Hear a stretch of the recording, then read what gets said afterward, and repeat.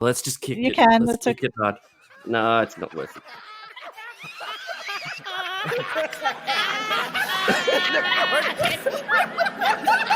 112% right. Oh, okay. Let's keep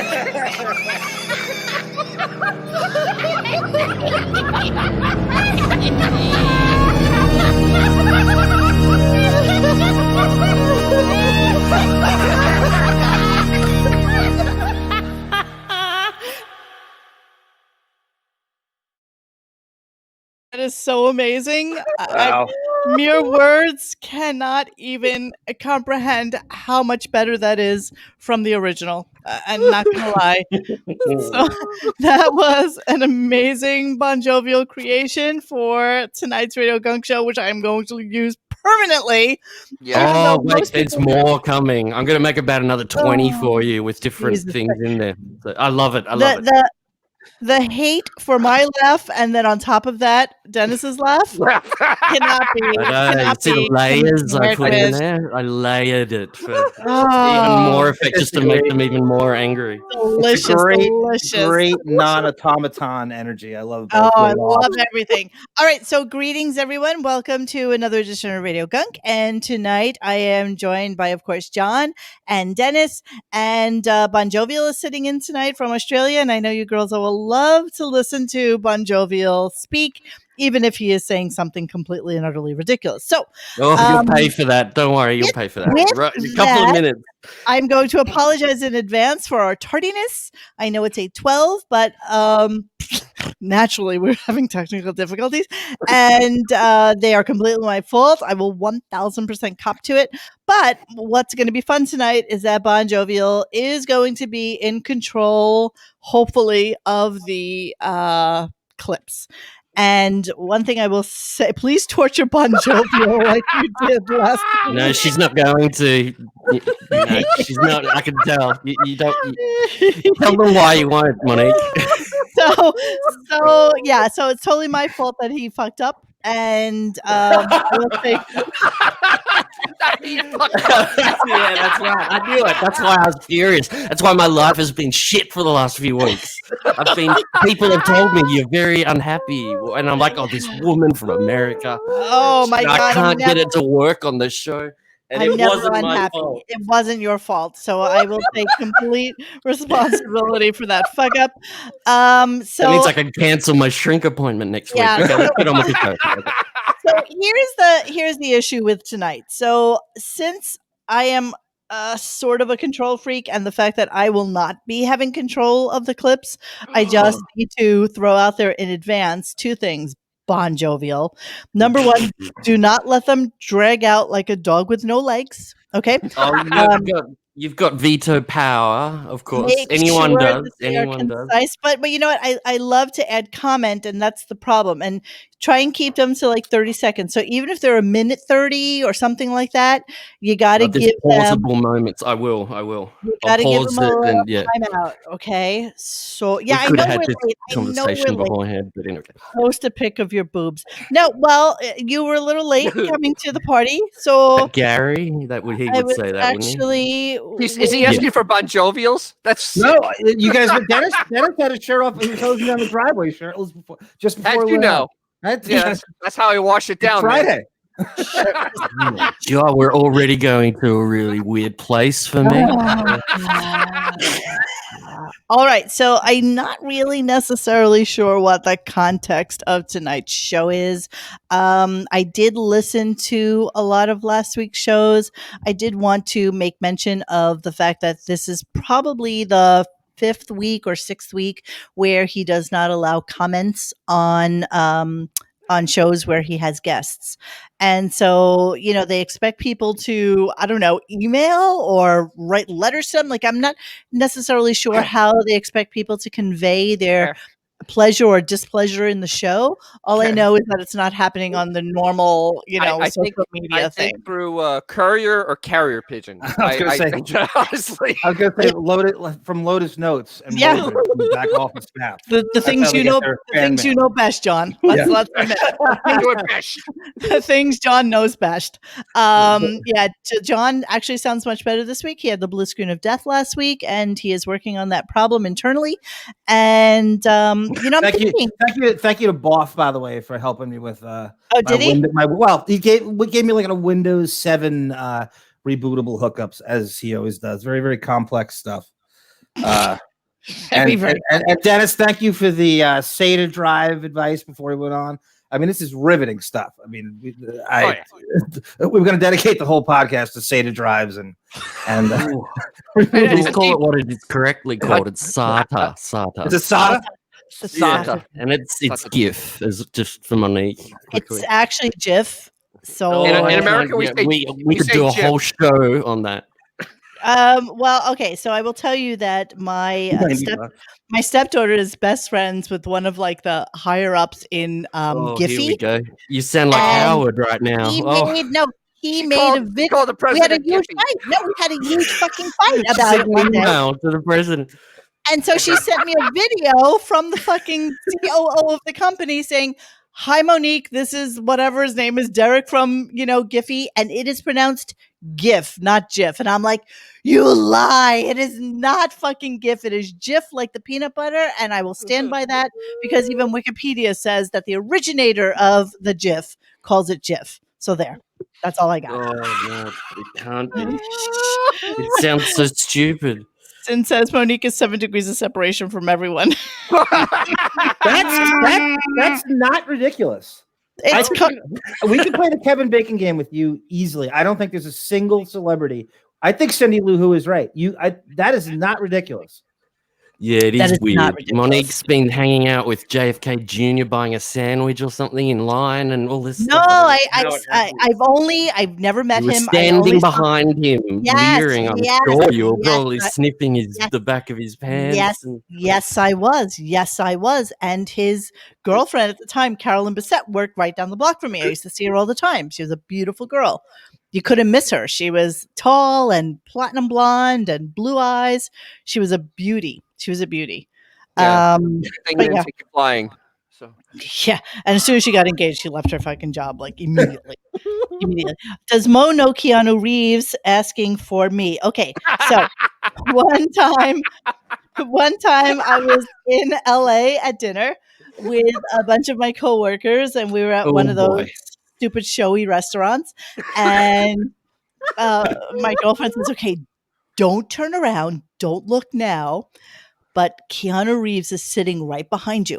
So I, of course, immediately am like, where's Keanu Reeves? And I like turn my head around and he's like, really? It's like right in my fucking face. And he looks at me, he's like, right here.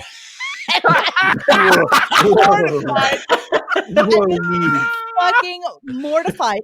And you know what made us all feel really good is that he was with a almost severely unattractive girl. Yeah. And I was like, how could that be his taste in women? Like, she's so unattractive. She's so maybe she knows tricks. She may, in fact, know. There's David Geffen. She may, in fact, know tricks. But you know what? Supposedly he's the he is the nicest celebrity in existence. Apparently he is. I was so mortified by the embarrassment of doing that I didn't say another word.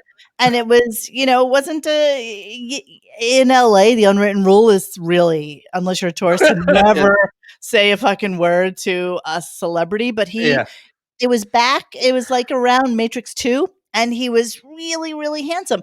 I've had friends who have seen him on the train. Like he rides the subway. So, I guess he's like a really normal, kind of seriously cool dude. Somebody else said, tell us about John Gotti. I don't know John Gotti. John Gotti Jr. was a complete douchebag to me in a nightclub one time.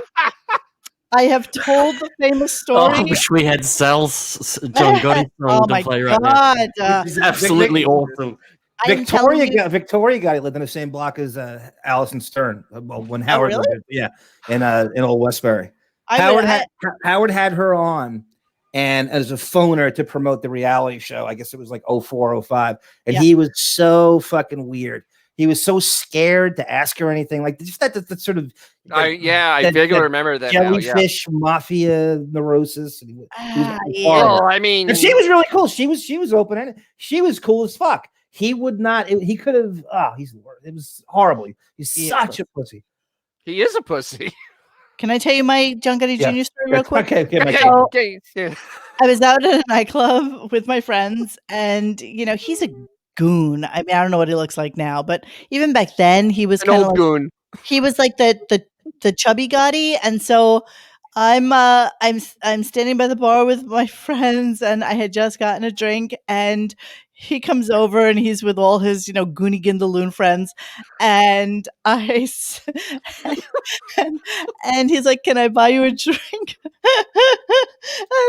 and I lift up my drink and, I shake it in his face. I didn't know who the fuck he was. And I shake it in his face and I'm like, I already have a drink. Just like that. He slaps it out of my hand. It goes crashing to the floor. The glass goes splattering everywhere. He's like, "You don't now. Can I buy you a drink?" And wow. First off, it was the most ridiculous pickup line ever. And it made me laugh. I'm not going to lie. And of course, I made him buy me a drink, and I made him put it in a big girl glass, so it was like a beer glass as opposed to the regular one. And I chatted with him for maybe 10 minutes. I don't know. And then we all went out on the dance floor, and I kind of lost him in the fray of people. And that was the end of it. And so one of the guys we're with is like, "You know who that is?" I'm like, "Who?" He's like, "That's John Gotti's son." I was like, Who? He's like, "John Gotti's son." I was like, "Who? Which is his son?" He's like, "The guy that smacked the drink out of your hand. That's John Gotti Jr." I was like, "Oh, okay." I mean, nobody I would ever be interested in. Trust me. There's no way I would get into that fucking lifestyle of people. But that's my John Gotti story. But yeah, he was a total douchebag. No, I did not spread for him, Gary Puppet. What's wrong with you? Good Lord. He's usually right though. Gary gets a lot of stuff right. Hey, do you want me to mute you? Is that what you want tonight? Oh, this is what we're going to have to talk about now. John and I had a video chat on Zoom the other week, and we brought in some that's a lie. Grievances about what's going on. I know John wouldn't know how to use Zoom, of course, but just let me tell the made-up story, okay? So... Yeah, John and I had a chat for a couple of hours, and we're furious. John was upset, and I'll quote John off the top of my head. He was saying, "I was in the middle of a discussion about some funny things that I was about the Stern Show, and I didn't realize that I'd been muted a few weeks ago until about 2 minutes later. So I was really frustrated about that. And I said, listen, we've got to get together on this. Maybe we should start our own show or something. Call it Quite Ralphie or something, okay, you want to start your own tribe? If there's ever a new name, I think Lotus Notes would be the greatest name for it. We did agree to. Sorry, John, I cut you off there. No, we did agree to argue with Monique, and we want a no mute clause on the show. So you brought this on. Will you agree to those terms, Monique? Who's the we here, Kimosabi? This is John. He's a big player in this establishment. This is Monique, why I got him. Is better than the movie. Am I hearing that you guys want to unionize? Is that what's happening here?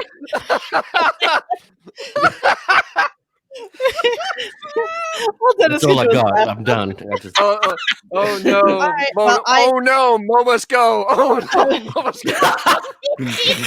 I will take your. Because John was not impressed the other week. I will take your grievances into consideration, but I will tell you there was singularly nothing funnier than muting John and then coming back to him and him still talking and then muting him again. And coming back to him. And he was talking, and nothing was fucking funnier than that. Nothing. He didn't even realize that it happened until now. I'm explaining it. Of course not. See, Tiger Lily says, "No, I do not agree to those terms. The mute function stays." How dare you, woman? How dare you?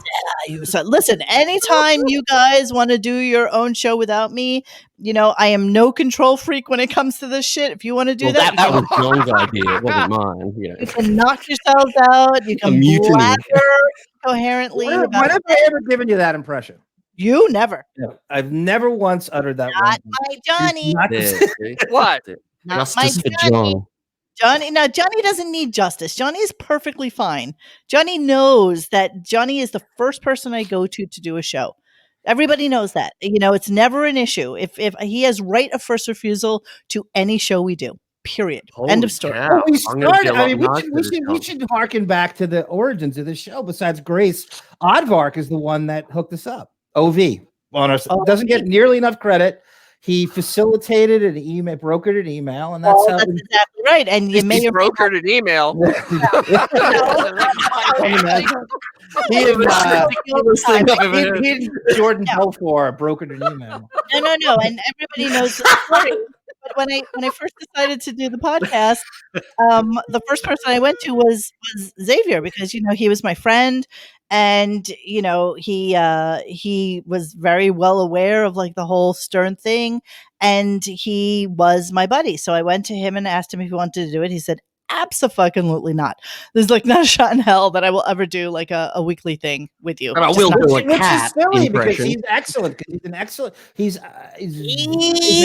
He curses a little bit too much, and he makes me curse a lot. That's why I say fuck so much. It's all his fault. I blame him It's completely. all fucking his fucking fault. All his fucking fault. But yeah, so Mr. Whiskers is the one who gets to be on air for the most part, and he's the one who brings the juice. I think he sent me something tonight, but I didn't have time to transfer it to us. But I do have some interesting tidbits of information. I'll just save it for another day. Aww. I do want to throw out a little bit of Gary Harry Pumpkin. Pumpkin. Yeah, Holy shit. what do you say? He says I have best personal phone number. Good lord. I just want to throw out a little tidbit of information that I heard from some Stern adjacent person. Okay, number one, I heard about somebody who got fired from their next job. No, from their next job, from a job that they got after they left the Stern show. Really? Yes, and so we're going to wait on that a little bit until it's confirmed. And then I also heard that that Hein has been making some inquiries into news, and that part of what's going on with like a lot of these guys moving out of the city is that okay, so like a lot of jobs currently, for like millennials, let's go with when they sign contracts these days in order to take a job, especially in New York, what's getting written into their contracts is the guarantee that for at least a year they will be able to maintain their quote New York City salary. So if you get a job making, I don't know, like let's say $100,000, but it's committed to you as a New York City salary, you can basically get that salary, get that job, but a lot of people aren't going back to physical offices right now. So you could move to fucking Alabama, technically, Minnesota, wherever, and have that same New York City salary, but it's only guaranteed for about a year. What I hear is happening with the Stern show is that if he resigns, people are not going to be guaranteed their New York City salaries if they have moved elsewhere. What a bizarre contract clause. I would love to read that in fine print. What a bizarre So how's JD gonna live on a New Jersey salary? He's gonna go broke. To New Jersey. Well, Jersey is an interesting one. Alabama is the kind of place where, like, a Shuley, even if he's making $75,000, is living much larger than he possibly could when he was living in New York. And I'm not necessarily sure where he moved to. I mean, from, but a lot of them have moved. It was Queens. Yeah, a lot of them have moved, and so. So that's one of the clauses, because the word is that he is going to re-sign with Sirius, but it is going to be for substantially less, and he is not going to guarantee New York City salaries to people who are no longer positioned. That's a very interesting. Now, I think that points the finger harder to you guys.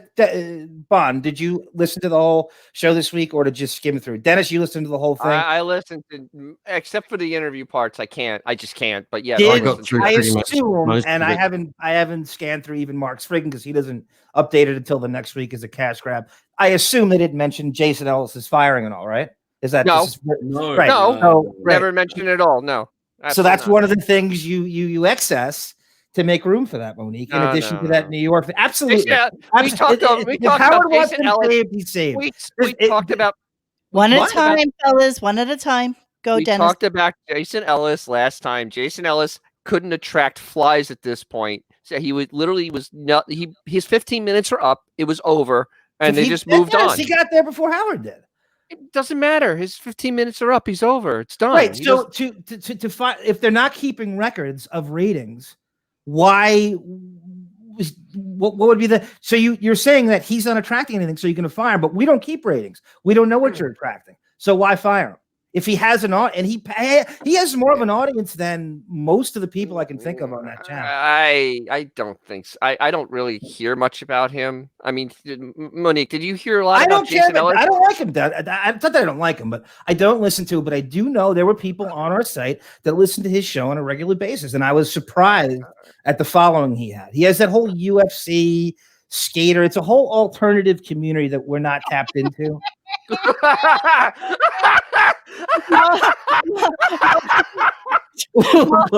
Molly Ringwald says, "Will there be a puff of black smoke emitted from Chimney Manor to indicate we race?" Oh yeah, that's brilliant. Awesome. That signal. And it's like they could do like seven puffs of smoke, right, from every chimney. Exactly. 7 puffs. Okay, so wouldn't it stand to reason that Howard's given a list, as I believe he's a silent partner? Let's cut this, and this to make room to make way for you to sign this contract you don't deserve. So we'll dump Ellis, and believe me, Mr. Schadenfreude would bring up who loves firings more than him? His whole career, Dennis. When has not brought up a firing and reveled in it? He's Ellis not bringing it up because he's part of it. Feeder fish on the whale that is Howard. There is no way an Ellis rates even. Oh, I'm not comparing him to him. I'm saying he's cut. There's no way that show is getting goes to Howard. Oh no, you're out of. What do you mean? No. What even I'm gonna have to say that's a little nuts. This is a little nuts. Come on. No, why is he not bringing up the firing? It doesn't matter to him. It doesn't matter to him. He's been on the show. Why is that not rating? John,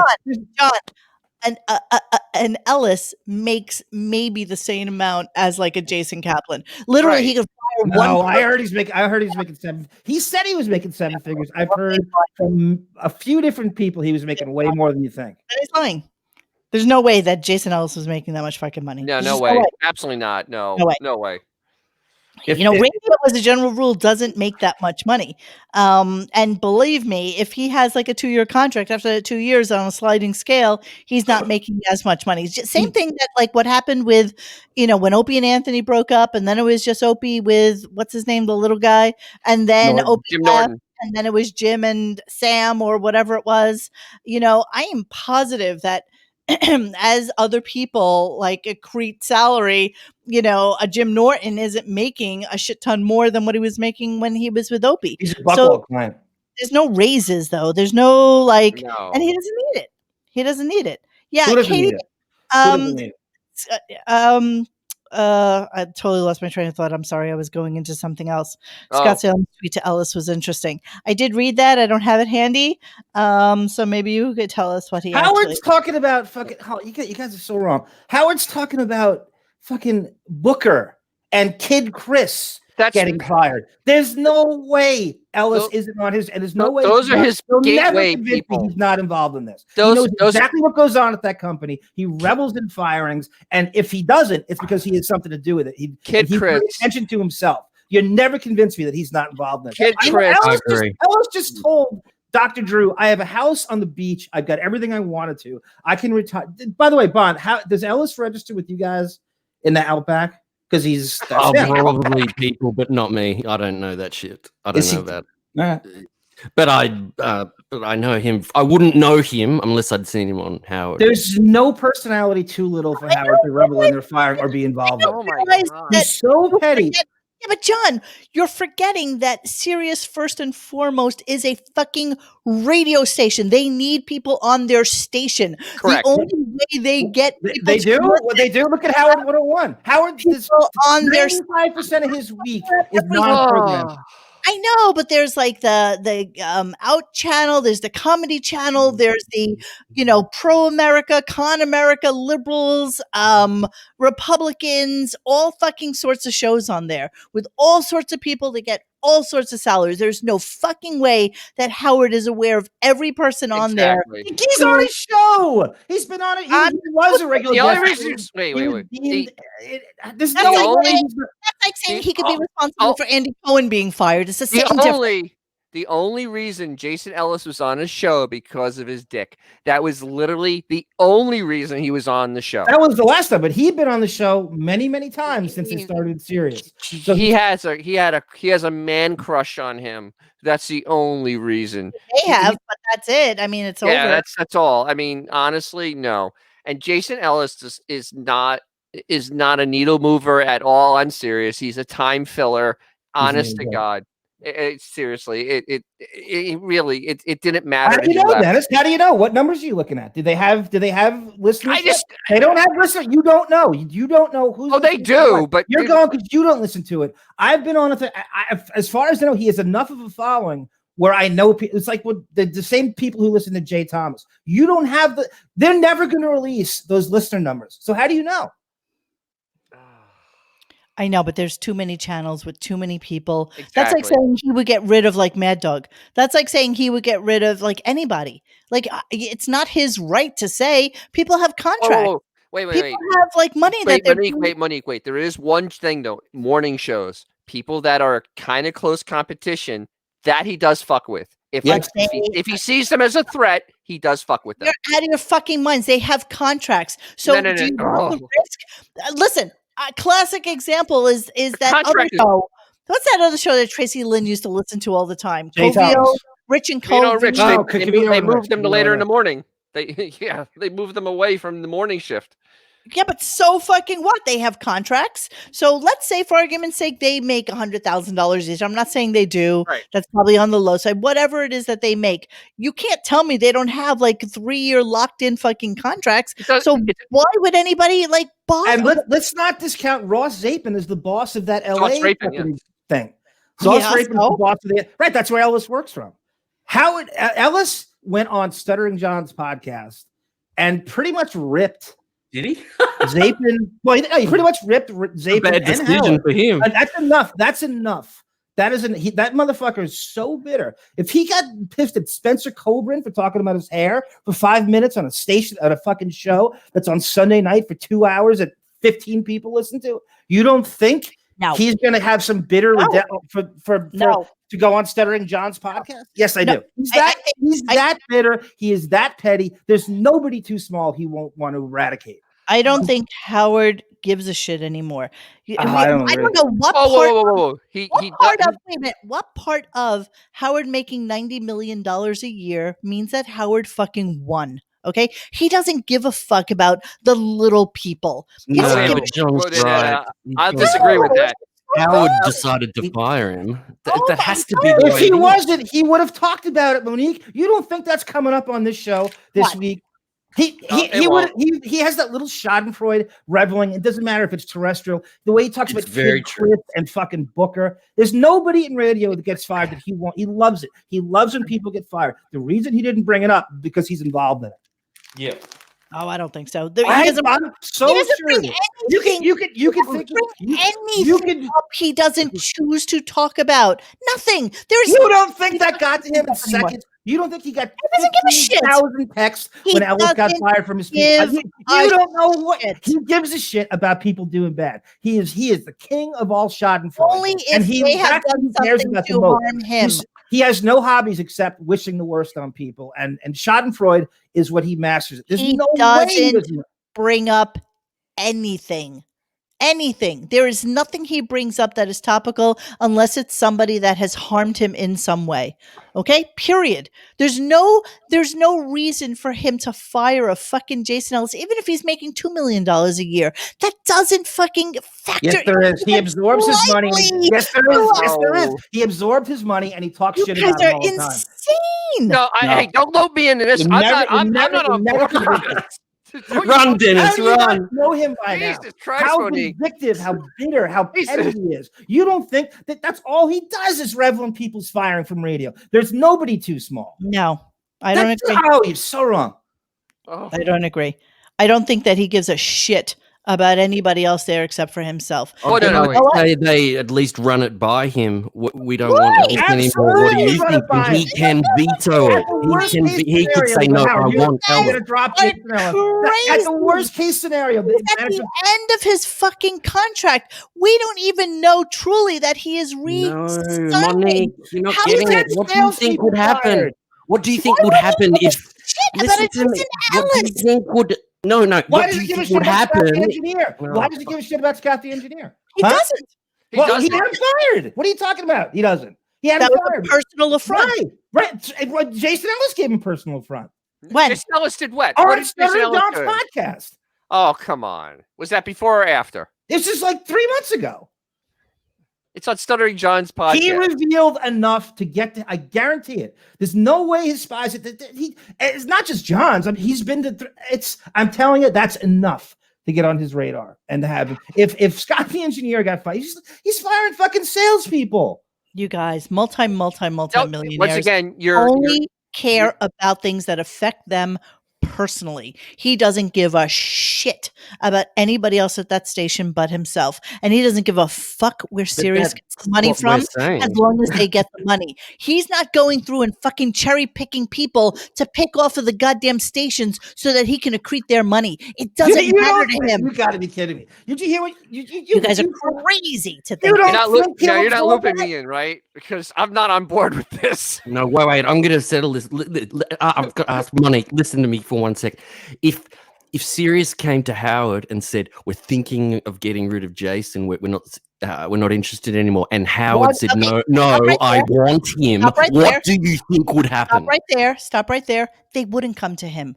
They wouldn't come to him. Oh, I think they would. Would. No, absolutely not. What are they going to I come to think him they about? run everything think- like that. Staff members who work there, people who work there. I think You're they run out of your it all. But fucking it's mind. his image. It's his. You're his out image. of your mind. He doesn't give a shit about them. He doesn't care about the DJs. He doesn't care about the sports Bullshit. host. He doesn't But he care about wants the to be able to Jealous of hire everybody. them or fire them. in his brain, Jason Ellis is a fucking peon. He means nothing to him. He is We not are not cousin gonna agree Brucey on this today, or Don unfortunately. Imus or people that he cares. He only cares about people that are real radio people. He doesn't care about anybody else. He doesn't. They don't matter to him. He is old school. He cares about DJs. That's who he cares about. Anybody No. else, he doesn't give a fuck about. I promise you this. No. I will go to my deathbed No. believing that No, you Howard can has pick that. And nothing to do with these serious internal workings that have anything to do with anything other than him and his people. Period. I don't think he gives a shit.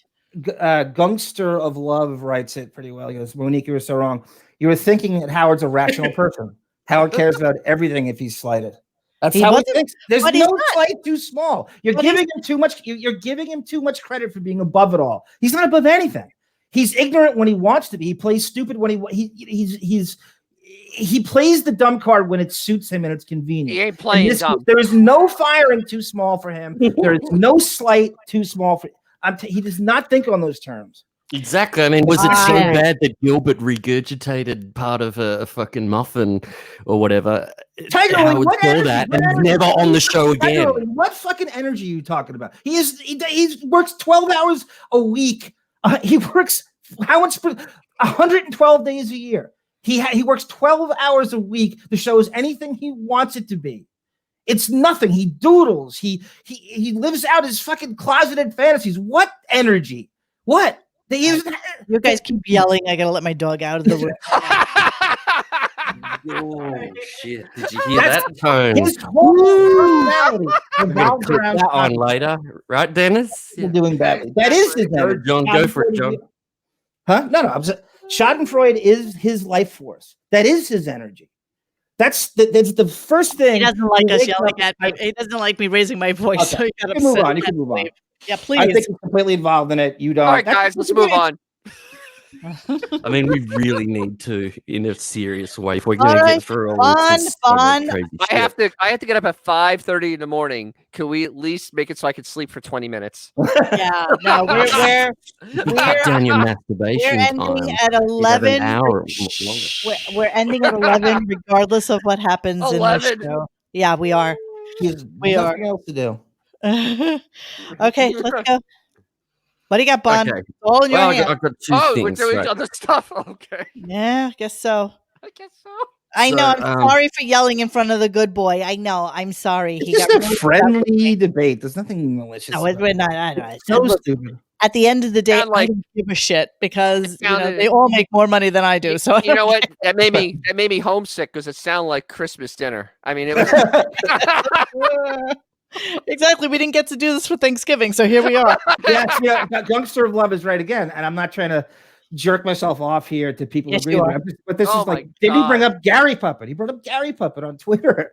If I had millions, would I read tweets on the air, let alone Gary Puppets? Howard Yeah, but that was Debate, at the height of his powers. That was at the height of his powers. Years ago. He doesn't give a shit anymore. He doesn't. But Move okay. on. I'm sorry. Go ahead, Bon. Let's move on. Okay. I'm so look, glad that yelling didn't occur when John was on his iPad last week. broadcasts from his iPad. I love it. There's something quaint about it. Oh, go. Okay. So I've got a couple of bits quickly. Let's go. Okay. So last time we did a podcast, we had a bit of fun with speeding up the audio of Robin, and here's just a little taste of that because I'm going somewhere with this. Country be taken over. I don't know what you're going to do. But it may be up to the people of once again to demonstrate that he is no longer Time out. as Bon. Yeah. Bon, you got to set up the clip so we know what the context is. So I am. Okay, I'm sorry. We were having this is what was on the last podcast. We were having a bit of fun at how Robin speaks a lot of crap and gets on a political stand, high horse, and can just go for minutes. And I showed an example that I thought was great of it. Okay, and I said, this was 2 weeks ago. No, I know what we're talking about. I'm getting to the clip that we're talking about. What day? I know. Was I'm doing a bit. So we're doing a bit. Okay. I'm gonna pull the curtain aside in a sec, and you're gonna go. Oh, what's gonna happen is you're gonna hear 3 heads explode, and that's gonna be you 3 minds getting blown apart by what I'm doing here.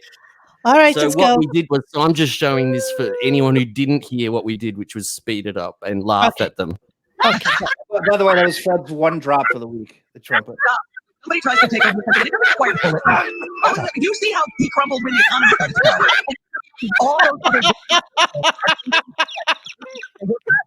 we can't get right back. There's no reason to take that time. That means people get shot. But if you just say, I'm not going to work until the president-elect is allowed into the White House. All right, now you get that. Is that John? It resulted in hilarity. Now, during the week, John sped up. What is that? That was the clip of Robin. That's just the playback of us listening to it and you guys laughing. Okay, go.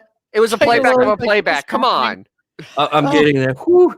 Now, during the week, I was just relaxing and reading the Bible, and then an email came through. Okay, just let me unfold this. Get ready. The curtain is about to.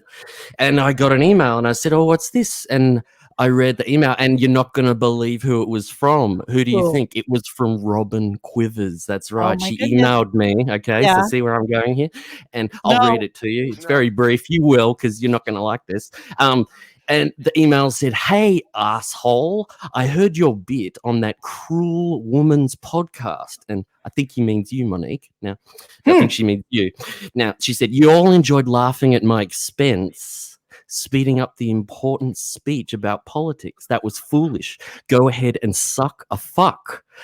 Because two can play at that game. Signed, Robin Quivers. And I said, what does this all mean? And then I noticed that there was an MP3 attached to this email. And I was sitting there thinking, wow, my mind is freaking out because how dare she? She does not have the right to email me. And then I played this MP3 and I thought, what game is she playing? And this is what she was playing. Yeah, you know what, E? That's like asking me if Miley Cyrus can play Zombie as good and then I may. So I don't know if there's like different variations to the same theme and they just play it a little bit differently. I can't imagine that classic. Right? I mean, Salzburg and everything there. She's roasting Monique. Captain Dennis. And they're playing, concertos in B minor or whatever. And I couldn't tell you the fucking difference between any of them. Nor did I care. And again, if you told me everybody in like the UK is going to be like, Hush Mojo, and everybody on every other corner is going to be playing Politics, Truth, or Personal Jesus, I'd be able to tell you, that sounds a little fucking off. That's really not the way it's supposed to be played. Like, it's the same melody. Yeah, this is, yeah. So, thank you for. Was that Ben Shapiro? That's his way of saying I never shut the fuck up. Is what it is. No, Robin sent me the email. You heard the bit. Wow. Okay. Now the next thing I've got is that I was bored. I was bored during the week, and I thought I wish there was a meme that I could use to create something interesting about what is happening on the show right now with the whole re-signing. So then I remembered this classic meme. And so I got onto it and made it into a video. So I'm going to show you it now, and I hope you enjoy. Adderall. I'm just switching this over to it now. Okay. Monique, remain calm, woman. Okay. You go. I'm so scared. Whenever Bon Jovial comes up with something, it frightens me. Shrapnel, yeah, you got shrapnel. Okay, so you just tell me when. You motherfucker! You just tell me when. Okay, almost there. Okay, is that? Tell me when, and I will. Okay, hit it. Tell me when you've got it. You got it there. Oh God! It's a Hitler rant. Okay, no volume. No volume, Really? Bon Jovial. Oh, we don't get to hear the German. Come on. The Red Do it Skull again. This is probably you though. Tiger Lily. I know where you're going with this, you motherfucker, but there's no volume on it. So it's all right. I'm sending you the link. Right now, Monique. Look at Tiger Lily's comment. Just look at Tiger Lily's comment. That's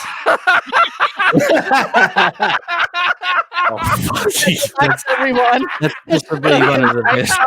That is an absolutely asshole comment. Classic Tiger Lily. That's coming from somebody in Alabama too. Okay, it's in the chat, Monique. Just I got it. Crank it up. You're going to enjoy. I think you'll enjoy. I'm sorry. Everything's fine. Wow, she got me with that comment though. That's so rude. She upside down. Okay, here we're gonna go. I'm scared. I'm not gonna lie. Bon Jovial, you got to delete your one from the stream, okay? So I can. Yeah. Got you. Oh, Jesus Christ! Tiger Lily lives in the same state as Shuley.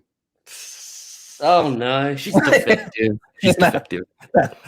All right, you guys. Full screen. Here we go.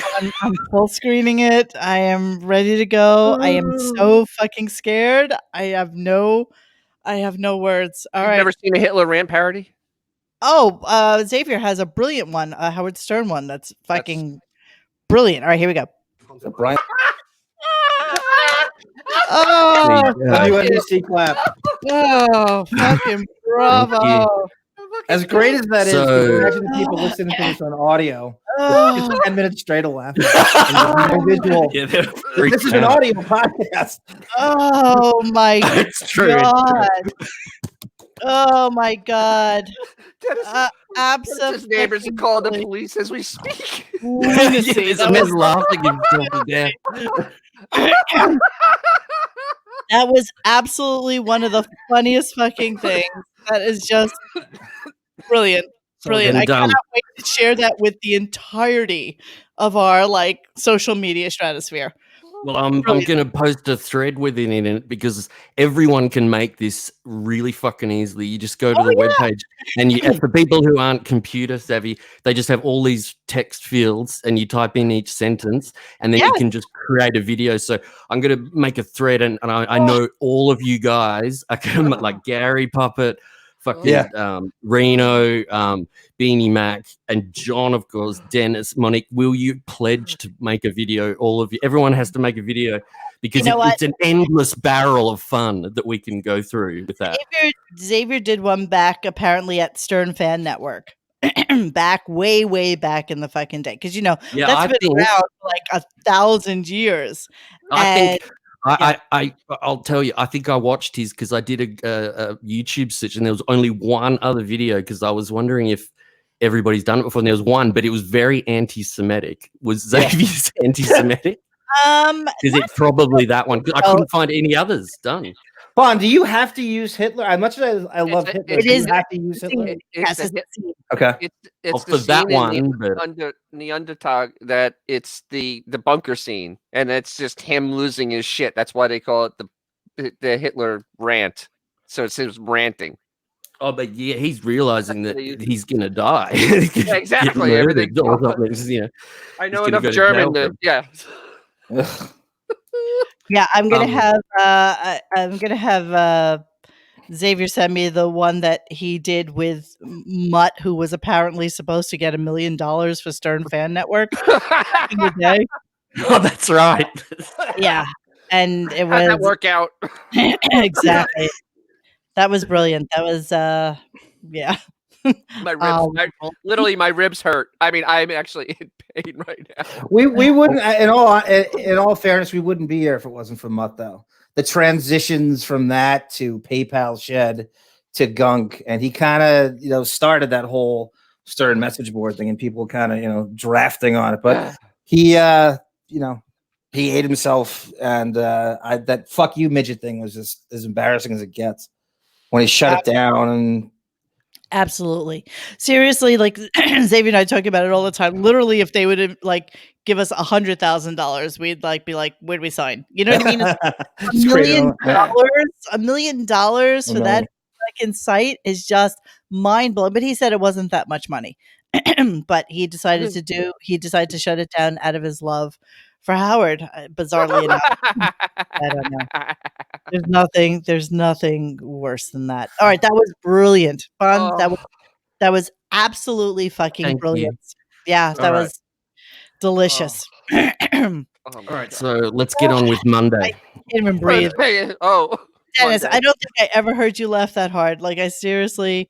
That was real. I literally that was probably one of the funniest things I've ever seen. Yeah, Sinluhu. Actually, what I'll do is at the end of the show, whenever we end, I'll replay it and we'll end the show with that because it's absolutely everything hurts. Yeah, that was just too much. Yeah, I posted the thread on Radio Gunk, so if everyone wants to start making videos, please do.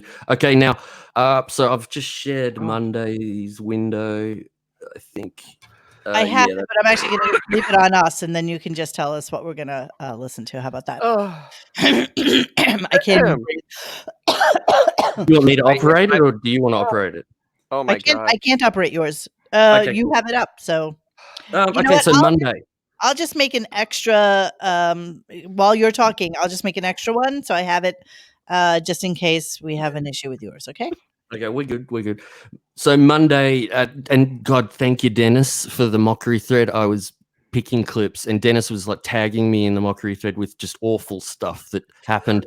And Jesus, some of the things that happened in these 3 days are, I don't even agree with the fact that nothing happens on the show. If they've got nothing going, shit comes out of their mouths, which is just so fucked up. So Monday we get back to this whole goddamn All right. By the way, I'm Straight- just going to throw out there that you have 19 clips from Monday. So seriously, you're going to have to pick and choose your spots with You may these? under- Only yeah, you- 19. Come on. I mean, Yeah, I we know. Seems should like be that, but fine. some of 2, them are 3 only a.m. 30 seconds long. Yeah. That doesn't matter because, shit adds up on us. So, You do this, but I've nailed through them in other podcasts. So I'll just Come let on. you know.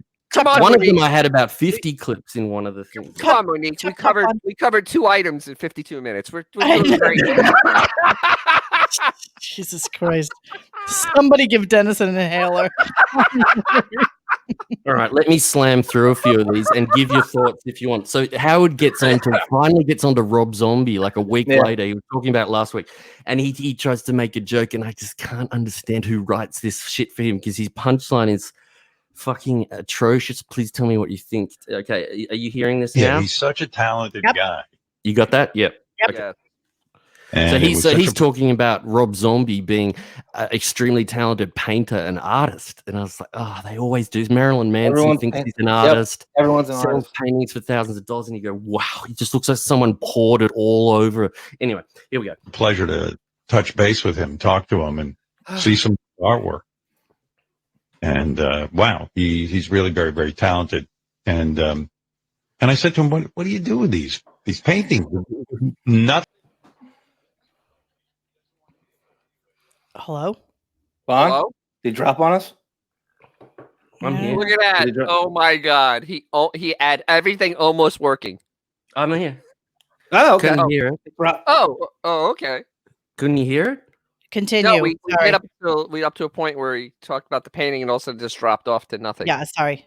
Oh, Just like My fault. My fault. Go. Oh, Pleasure. stop fucking with Right. him. There you go. I said, I feel the same way.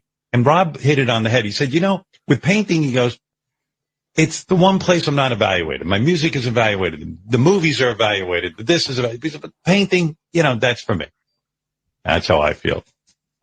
But and painting's one of those things you can do without other people knowing. Anything else you might do, people would get to see you.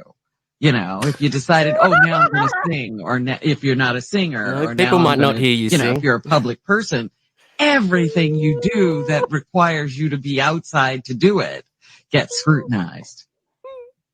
but I was kidding him. I said, you're a regular Vincent Van Zombie. Wow. Thanks, Benji. And he just- can Benji. you believe that? God, that's horrible. That's so. And now we're going to go to the sing along. Dennis, do you want to set up the sing along? Because this is just atrocious. This fucking crazy shit. I actually almost like a battered wife. I've put most of this out of my memory. Seriously, I cannot. I can't. No, just play. They get Howard gets the guitar with Beth, and they sing a song, and they send it to it's some that. celeb. Oh, it's a Christmas song. Oh, Okay, yes. so he had the balls to send this horrific, and Beth has the voice of a Glass. toilet brush being shoved up your ass while you're chained up with a ball in your mouth. And this is what she sounds like when she sings. And he had the balls to A, record it, but B, to also send it to Rob Zombie and also to Eddie Vedder. So And Kimmel. Don't forget Kimmel. and Kimmel Jimmy, right. always And- has to get everything. that's right. You're right. Imagine Okay. what Eddie Vedder would think of this. I tell anybody in the music industry that might be into the next big thing. I sent it to Jimmy too, and Jimmy said, Jimmy Fallon. I thought Sonny and Cher broke up when Sonny died. Wow. Wow. So, Oh, you too and your crazy emails. Better watch out, you better not cry, you better not pout, I'm telling you why. Santa Claus is coming to town. Oh, That's not so bad. Oh, Robin. Checking it twice, gotta find out who's naughty and nice. Santa Claus is coming to town.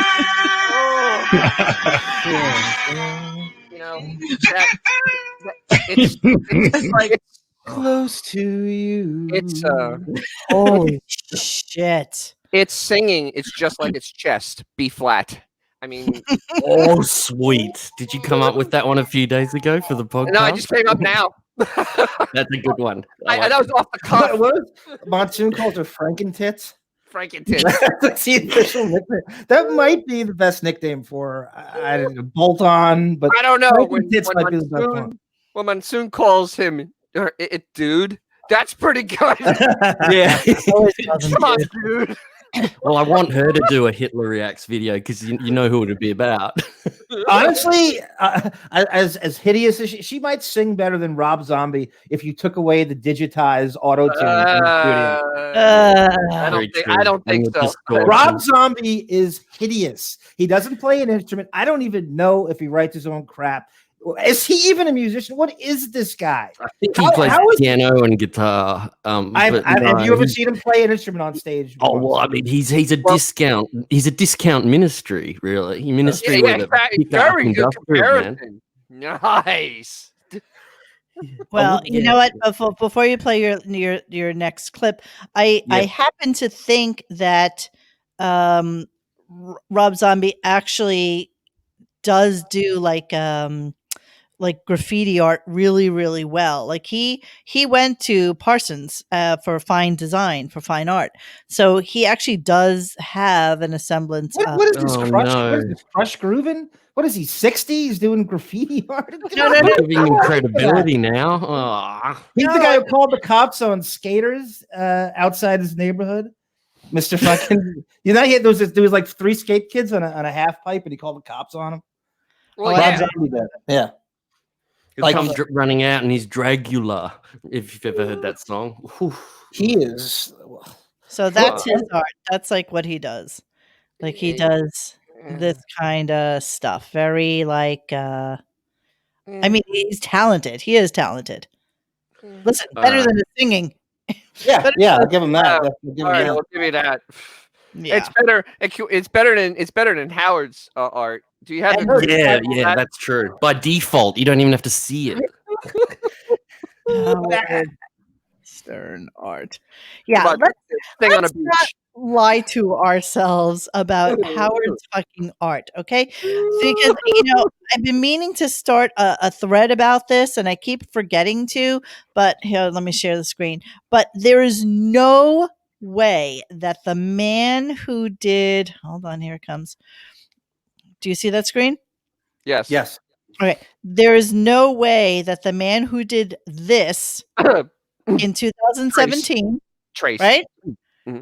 This, then the next year did this. There's just no way. Trace. Photoshop, baby. Yeah, there's no way this is his artwork. An apple in both green and red. This is his artwork. Not this. There's no way he gets that final line in his watercolors. I refuse to believe it. This, as we all discovered, I think D-List actually found it, was an actual flower that he found online.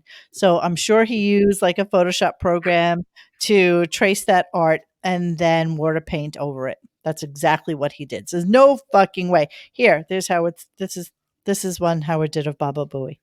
Come on, you gotta find his Mona Lisa. Oh yeah. The thing on a beach. Yeah, I know that's in your thing. Let me see if I can find. I posted a lot. I said that. I know you do. I just can't find it right now. Jesus, I'm looking. Yeah, it's really one of our favorite ones. Her on the beach, where you don't even know if she's coming or going. It on the beach. It's like the thing from Goodfellas. That dog's looking this way. That dog's looking that way. And the guy's There's no way that same guy is doing this freehand. There's just no way. Yes. Well, that comes up later. I don't believe that the situation. Sterns, like combined, have the talent to do a fucking paint by numbers. I refuse to believe that either one of them have any kind of fucking talent whatsoever. All right, we'll have to come back to that. We have way too many clips to go through. Sorry. Yes.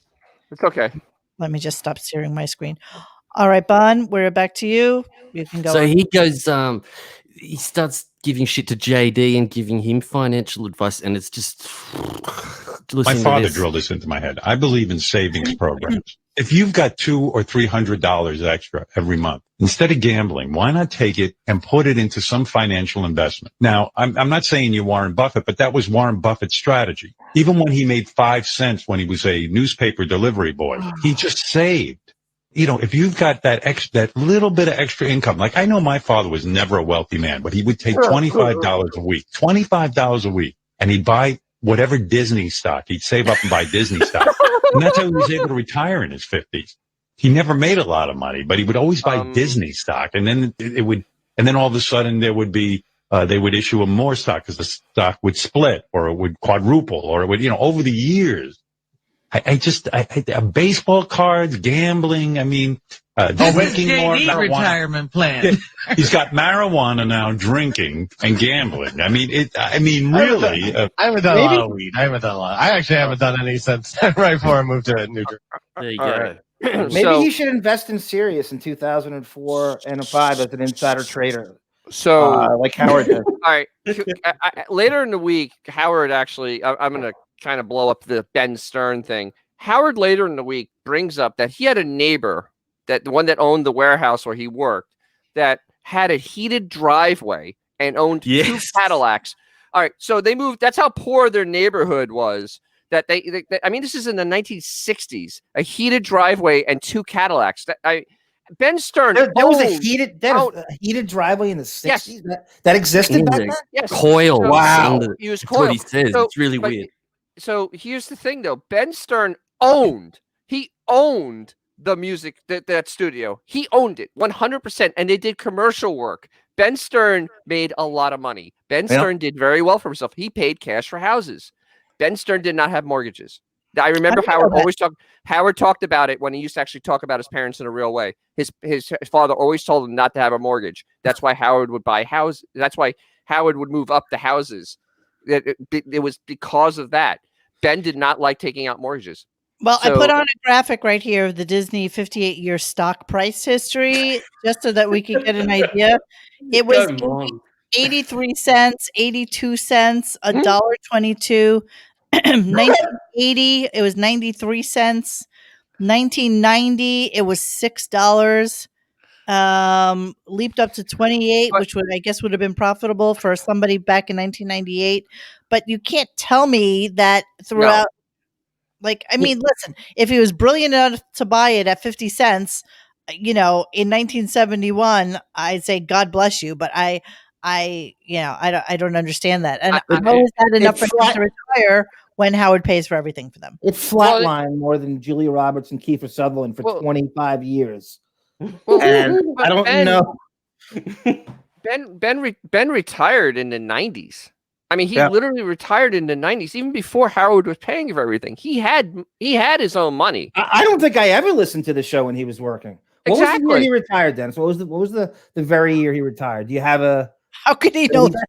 No, I don't know, but it was definitely before the late 80s. I mean, seriously, he retired when he was like 50, because he was almost 30 when Howard was born. So he was in his 50s when he retired. It's like a fucking beat cop that started, exactly, working on the force at 21. You can't retire any sooner than that. He's 97 years old, though, so he beat the odds in terms of having money for retirement. I mean, let's be honest. Yeah, I know. You're supposed to die broke. You're supposed to, you're not supposed to have that much money. It's just not. He was born in 1923. He's known for his work on King Leonardo and his short subjects in 1960, Go-Go Gophers in 1966. He's been married to Ray since May 19th of 1946. Jesus. So he's old. I mean, he's old. Even if he retired at 65, it was probably like when we first. Think about it. Even if he retired at 67, that's 30 years ago. He never worked. He was in his 50s when he retired, because I remember Howard talking about that. He was retired. So was my dad, but he didn't make any kind of fucking money. But he also didn't live, but Howard, unfortunately, Howard's dad did make money. I mean, or fortunately, he actually knew what he was doing. And, but if he didn't have his son, he would be broke by now, because he is 97 years old. I think Ben should have bought the Belmore Library for Ellen, just so she could say that was her home when she lived there during Hurricane Sandy. Come on. We got to move on. Come on. Oh, yeah, I'm waiting. Okay.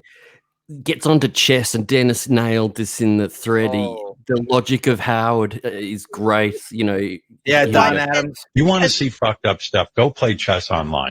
Number one, they would use a computer, and I'd sit there. And you say, why would they do that? Yeah, that's not helping them gain skill. No, they want to see their rating go up, and it doesn't make any sense. They have a not rating. their rating. Right. And you can tell when someone's cheating. When you start making those kinds of moves and you're a beginner, it doesn't, you can tell. So they put a big C next to your name online to shame you because it shows that you use a computer. If you get caught, they shame you. But you know what it is? I was playing chess, and I was in a chess tournament. Pause a second. Harry. Is the fact that he watched the Queen's Gambit and that's why he got back into chess? Because Yeah. that's Ooh, what good everybody's fucking call. doing. So I'd agree. Yeah. He's pretty so positive that's how he got back into monkey it. see, monkey do. Yeah. And you have teammates. That's what And the depending on how that's you what the do follow Sorry, up. The John. private part. That's what the follow up. The private part should be called the Queen's Gambit. Semi autobiographical. Nice. All By right, the we way, got Harry Vayner writes, they have fucking production meetings for hours to open these shows after 2 weeks off. And what do they come back with? Rob Zombie and chess. Wait. The best part of all, remember, he ended before the end of the last set of shows was that cliffhanger bullshit. And it was so unreceived. He didn't even address it during like the first hour and a half of the show.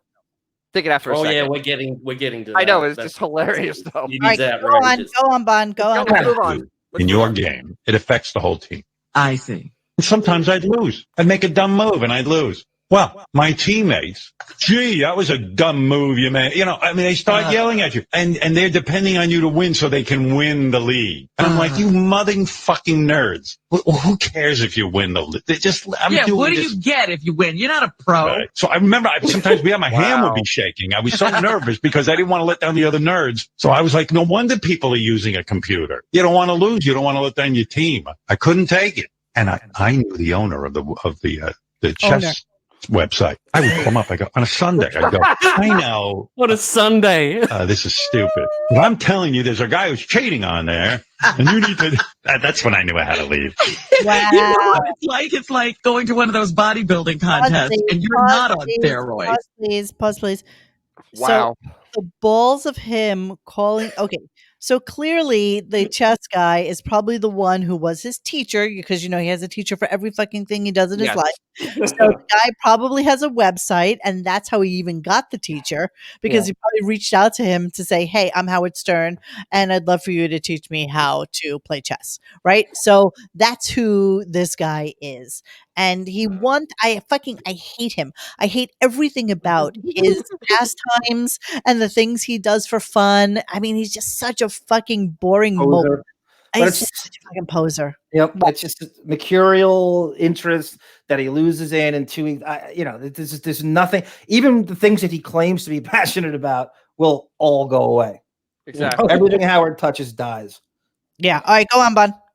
Oh, well, he elaborates more on this, talking to the owner of the site. The owner of the And I site. called the guy who owned the website. I said, this guy he's. What did you want that guy to do? Throw these people out? Yes. Meanwhile, he's running a chess website. He needs every subscriber he That's can get. right. He's got to take their money. Yeah, what's he going to do? Kick him off? Then he doesn't get paid. But I've got big hall monitor energy. I'm ready to report everyone. I want a website where no one cheats, but you can't get it. Well, you have to start your own website where people abide by the rules. Guess how many people you'll have? I'll have 2. I'll kick everyone off. I'll have 2 subscribed. So what an asshole! And Little doodle writes. Say that fast 5 times, Johnny. Yeah, that's hard. say it again, John. Howard couldn't even barbecue without a teacher. So fucking true. These days, you barbecue, you hit a button, a flame comes up. He's putting like asparagus on the gayest barbecue in the history. Remember that note where he's bragging about grilling and beer can chicken? Turning asparagus on a barbecue. He needs a coach for that. That's how helpless he is in every situation. Is there anything easier than barbecuing? No. No. It makes me so proud to be a drinking coach because I know there's a science and a skill involved. The drinking coach thing kills me. My arm grew. All right, Bon. Onward. He makes a bit of a stupid statement about Thanksgiving, and Dennis pointed it out in the mockery thread. It just makes you turn your head and go. So England reduced coronavirus by 30%. Why? They had a lockdown. That's it. No Thanksgiving. Boom. They Whatever didn't. they They have. don't celebrate Thanksgiving. Well, you know what I mean. Holidays or whatever. I don't know. They got some holiday over there. They got Well, Thanksgiving. we'll see how they do at Christmas time. Yeah, they don't like Thanksgiving because it represents our independence from them. Some bizarro way. How I saw England reduce corona. Okay, wasn't that bullshit? And now we're getting to Sopranos. This is so we're getting to the number first, 2. Yeah, the first element. So this is the the victory lap after the week before, where they somehow believed that it was the funniest thing ever.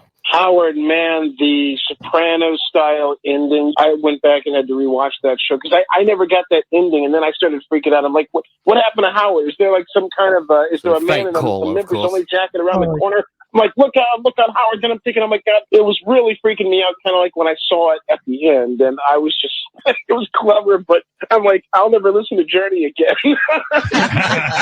I got so much mail that I don't think any moment on this radio show has generated more email So and fake social email media now. than me ending the show in a Soprano style ending.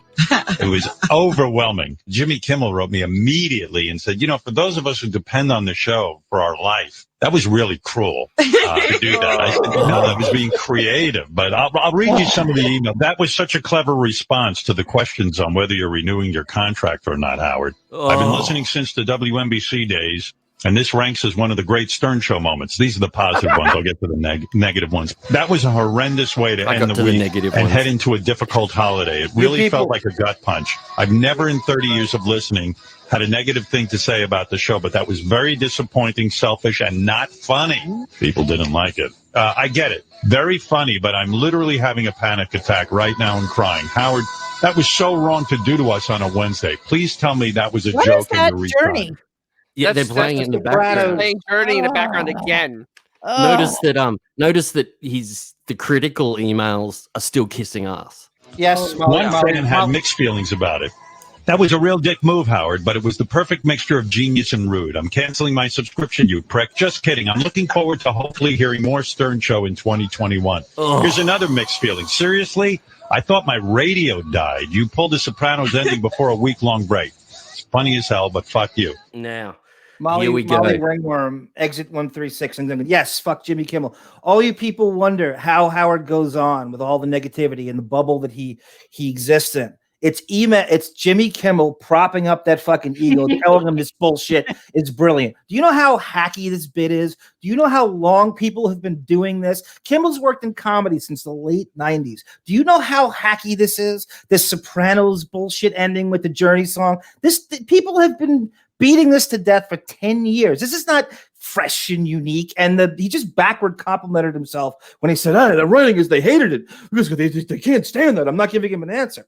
So even in that, he's humble bragging and backward. It is the word.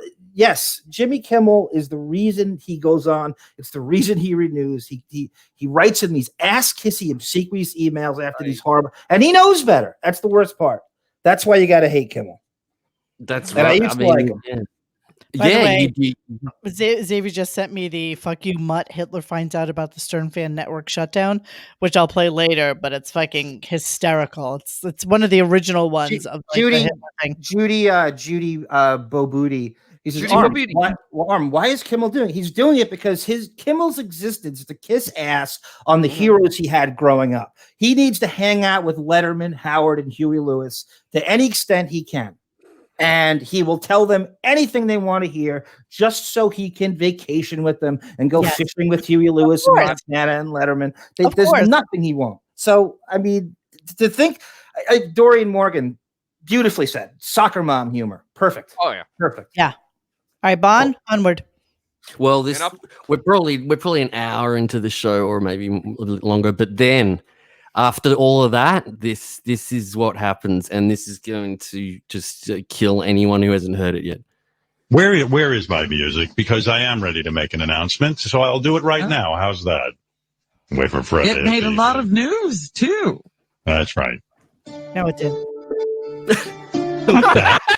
Don't believe in music. What the fuck is that, Fred? Fred fucked it up. Isn't that brilliant? Just I He's love got it. one job to do: roll cigarettes, and that's it. And this, One and job. he fucks it. One job. I should retire just so he doesn't make any more money. What song was that? Yeah. I thought we were doing another. No. All right. I'm ready to make my announcement now. That was cruel. That was wrong.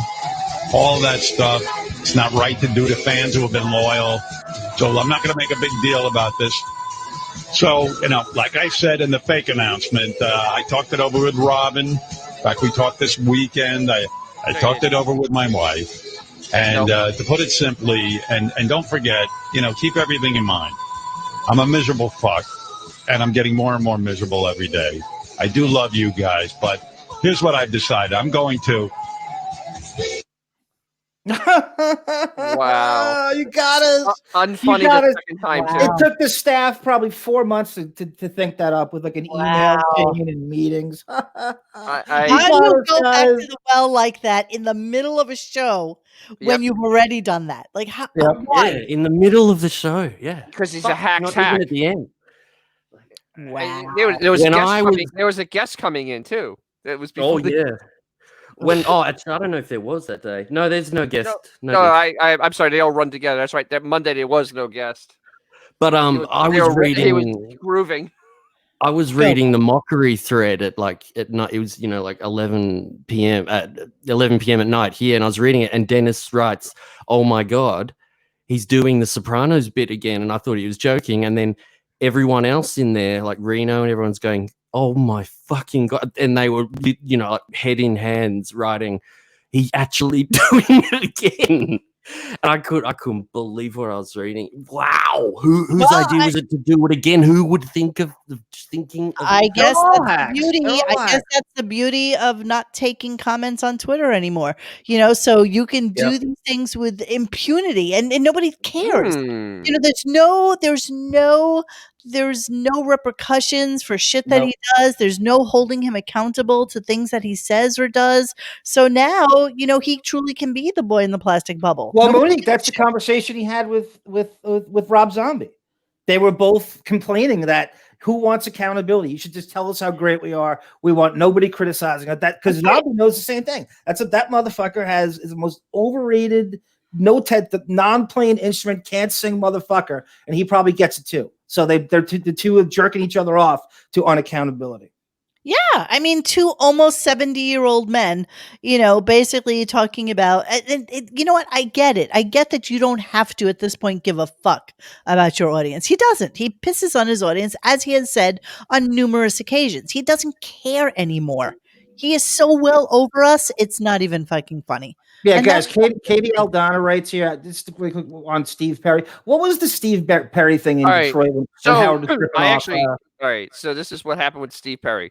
He was when he was DJ in Detroit. They had him go out to do a promotion for Ford. They had just, I guess, released the new Mustang, the Fox body, and they had gone to do a test drive. And there's a picture of him wearing a fucking a helmet. And Steve Perry was there also to do promotion, and he looked at him and he called him fucking Big Bird. Steve Perry's another one that doesn't give a fucking rat's ass about anyone. So, yeah, he was not worried about any repercussions. But that was, he interviewed him supposedly, right, Dennis, for what? For 45 minutes or something? And that was, he's ripping off Steve Dahl in those days because the Chicago station was getting into Detroit and he was stealing Steve Dahl's. That's how that's when he started the Steve Dahl stealing pre-internet, or else we would have all busted him. You know that. Exactly. We would have been all over his shit. Well, like I've said before, his worst enemy is the internet. Is the internet? Yeah, nowadays. For the cleaning out the computer show, which I suggest we do next, maybe, and we could all sit in on that. I have a clip of Howard claiming Steve Dahl was begging him for a job at Sirius when he got there. Like, he literally showed up there physically. So, not gonna lie, I have Steve Dahl's email address, which was given to me by somebody, and I've been planning on writing him a lovely note. I was planning on you better hurry. a note to him to ask him to come on the show, and I figured I'd do that after the holidays and, maybe into January or something like that. And just throw it out there and see if it's something that might be of interest to him. I just have to make it kind of compelling for him to come on here.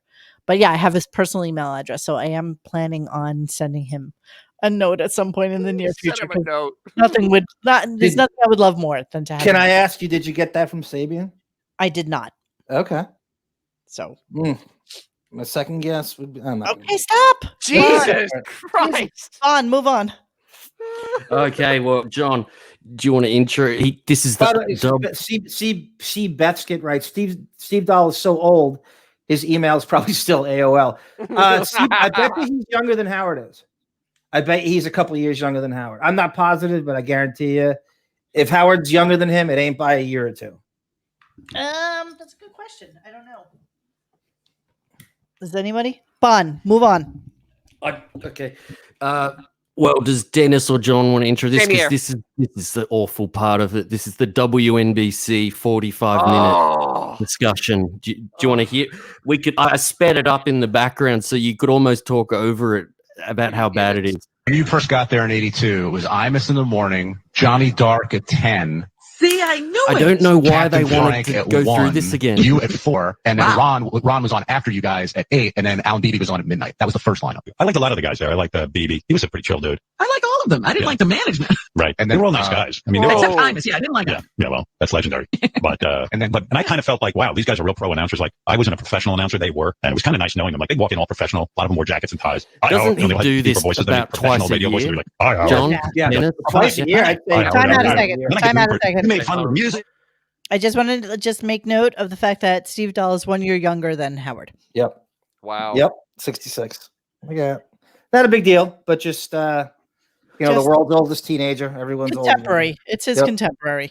All right, continue. Sorry. So I'm just asking Dennis and John, who comes up? Do you think Howard comes up with this bit twice a year to go through this again? He's creatively bankrupt. It's just recycled material. He thinks he should be like a comedian who gets to repeat their bits, and their routines over and over again, or a musician who gets to sing their song at a concert. He wants to constantly be in repetitive cruise control and thinks we're too stupid to notice. He does this because it makes him seem above it all, because it's like, look, I was better than them. I moved on to K-Rock. It brings back the woe is me bullshit, because acting like he got treated like shit there when he was actually a complete asshole. He keeps saying in these clips that they were really nice guys all the time. Really the talent was very nice, except for Imus. He always eviscerated Imus because he was jealous of Imus, because Imus was a massive star compared to him, and massive, and actually had accomplished a lot more than Howard had up until like the early 90s. And he felt threatened by him. He was definitely threatened by him. If Imus is on at 6 a.m. to 10 at the time, Howard's on from 4 to 7. Where are they running into each other at the station? During the middle of the day. You really think they're clashing? I think a lot of people back then who actually cared about their jobs, would have like their meetings with their staff and stuff like that, either before or after their show. So I'm sure people kind of lingered around. I mean, that's what you did. Imus didn't care about his job. He went out and did drugs and drank, according to Imus did care about his job. I mean, as far as like he got wasted after the show or whatever. So I don't know. I don't know how a show that's starting at 4:00 in the afternoon is running into the morning show. Well, to the extent that Howard claims, and we know what a serial liar he is, I think some exchanges happen. What time was Howard's show? 4 to 7. You sure it was 4? I always thought it was earlier. Yeah, I used to listen to the Nets. And what time was Imus' show? The New Jersey ended Nets at 10 on the radio. His show ended at 10. The New Jersey Nets followed Howard's show. Okay, a couple of things. I gotta believe there were like corporate meetings that happened a lot of times where Howard had to stay later, or Imus had to come in earlier. There had to be crossover. I mean, they're all there within the spectrum of a 9 to 5 time period. So I'm sure they ran into each other. Probably not as much as we would think, but I'm sure there were corporate events that they had to go to. Remember, and WNBC was super duper corporate. So of course I mean, of course, they're going to have everybody having to do meetings and do all this type of bullshit. Exactly. Yeah, so I mean, there was definitely overlap. Yeah, I would think so. They didn't meet each other once in a while, but I don't think it's 1/8 as much as Howard makes it out. Probably, but we're weeding right now. Bond, continue. Thank you. Yeah, and this sucks so bad. This just gets funny because speeding it up, Howard starts singing and stuff to all this 80s music that Fred's playing, and it's just ridiculous. Just tell me when you've had enough. You didn't say WNBC correctly. WNBC, little lighting up balloons right out of Germany. You remember Germany? Weren't we at war with them? Listen to this, bro. Showing off our Germany. That's WNBC. Yeah, I'll charge that with my job. Douchebag. Douche. It's almost too fast. I'm playing these songs for me. Sorry? It's almost too fast. You actually want to hear it? Well, no, not really, actually, but it's just a tad too fast. What? Well, how about this thing that and like what they told him to do back then was like beneath him. You know, like I think his show would be way better if he played 80s music now. If he just played music. If he played 99 Red Balloons, right, for the whole show would be better than what he does as material.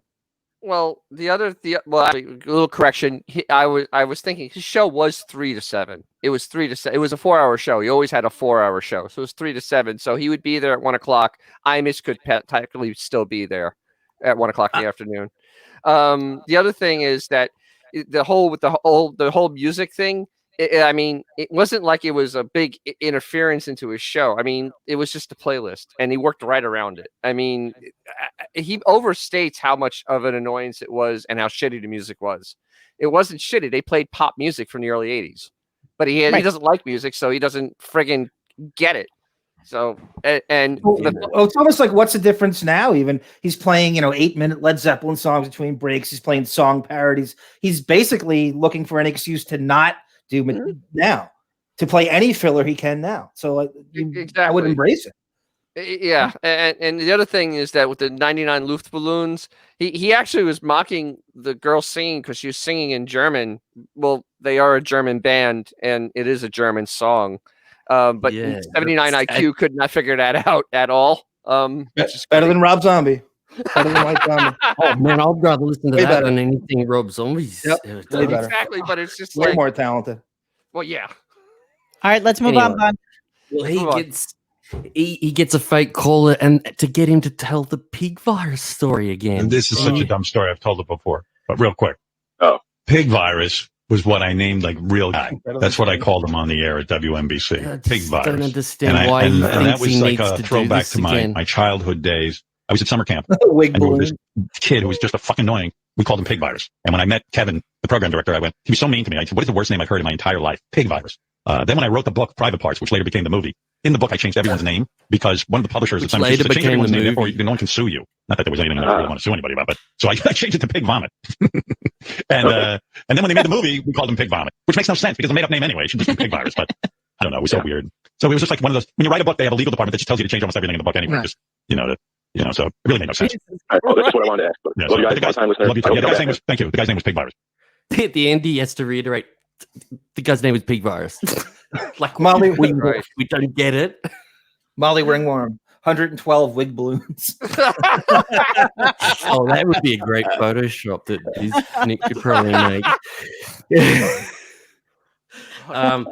Then he has a little speech about pretending about re-signing, which is more like I'm working on it. So here's a bit of this. Oh, speaking of, listen, the reason I wasn't really jerking you guys off with an announcement. I don't have an announcement about what I'm doing, believe it or not. He does. I really don't know. And there's a bunch of reasons why I don't know what I'm doing with this, deciding to whether continue on with Sirius or not. But I guarantee you when I decide, I will tell you and I will make an announcement. And I just really have no announcement. Despite the newspapers a couple of months ago saying I had signed some sort of radio deal. I did not. There's a variety of reasons. We're getting short on time, don't you? I know. Yeah, there's only like a few shows left, but there's a variety of reasons why I don't know what I'm doing. Do you want to share any of that or not? No, because it all sounds so cryptic and silly, and it'd just be a big waste of time. Just needless to go on with this topic, but to say I have nothing to report.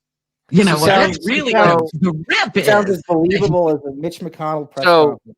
So I have a thought on this. First of all, this guy's running around saying it's his decision. It isn't his decision. There probably is an offer, and that's it. It's take it or leave it. It's not his decision. He had. Yeah, he said, didn't he say on Wednesday he's got 50 people knocking on his door to 50 media companies. He's so full of shit. Fuck. He's so fucking full of Yeah, shit. you're probably right, Dennis. It's probably that they had to make an offer, and they're just saying, whatever, man, we don't want to do this anymore. You know, he has no leverage. He has nothing to fucking counter with. It's take it or leave it. And honestly, it's not your decision, dude. It's enough. It's enough. That's why you're trying to jerk around and trying to build some suspense for something that is not suspenseful. Right. It's awful.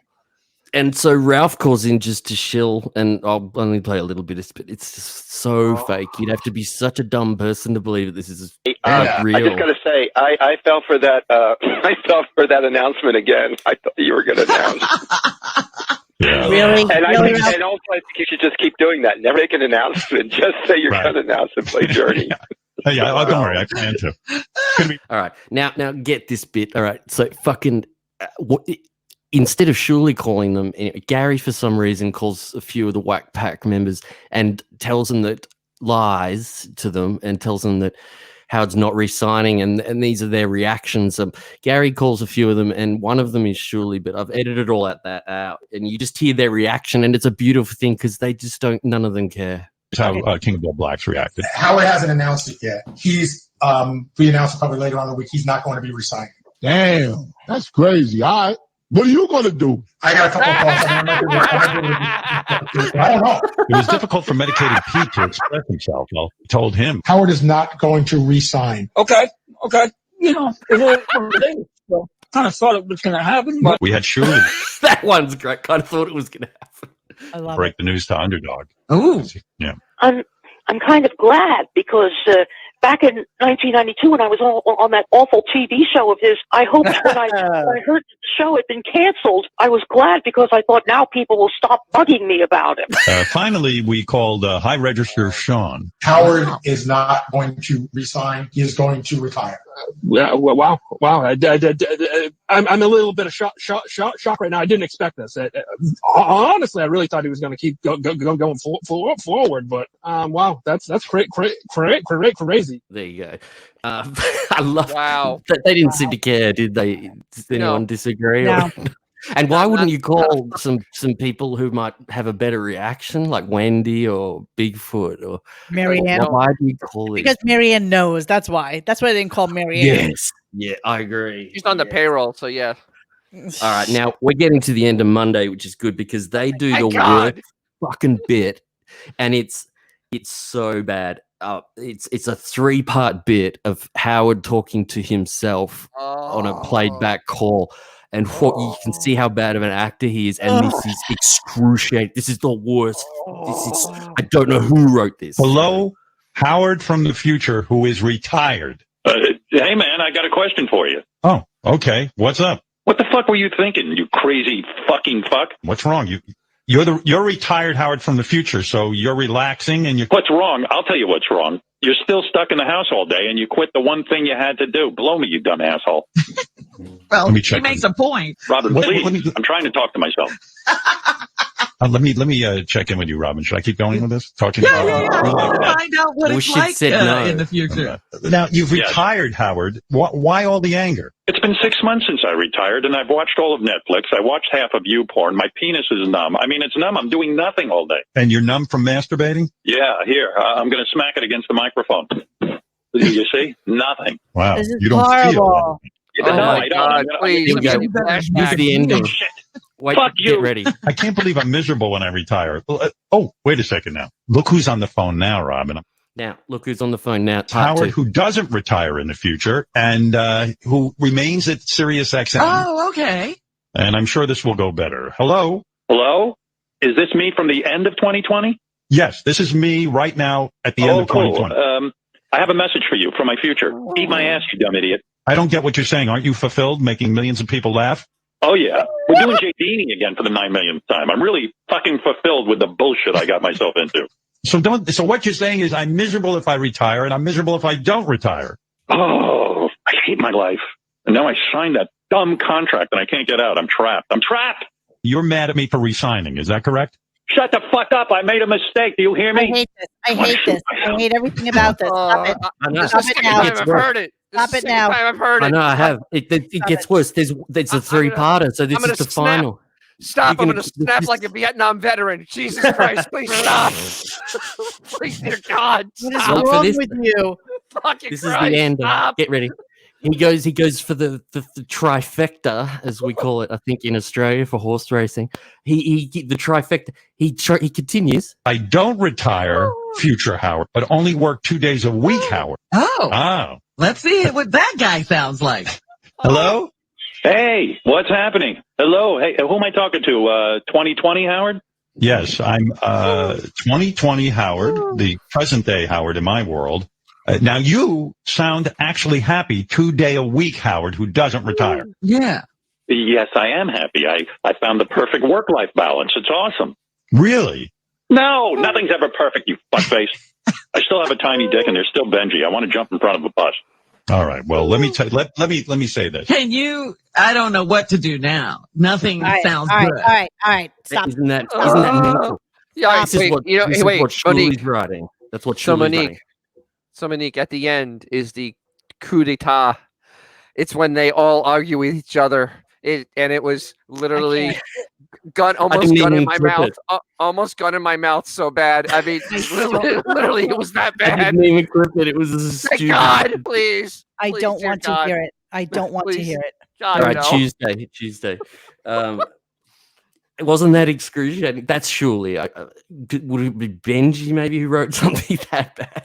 Yeah, a combination. Yeah, it's definitely the 70 people they have working there. But that is, you're exactly right, Gungadin. This is a message to Sirius. He wants a 2-day work week. I agree. Yep.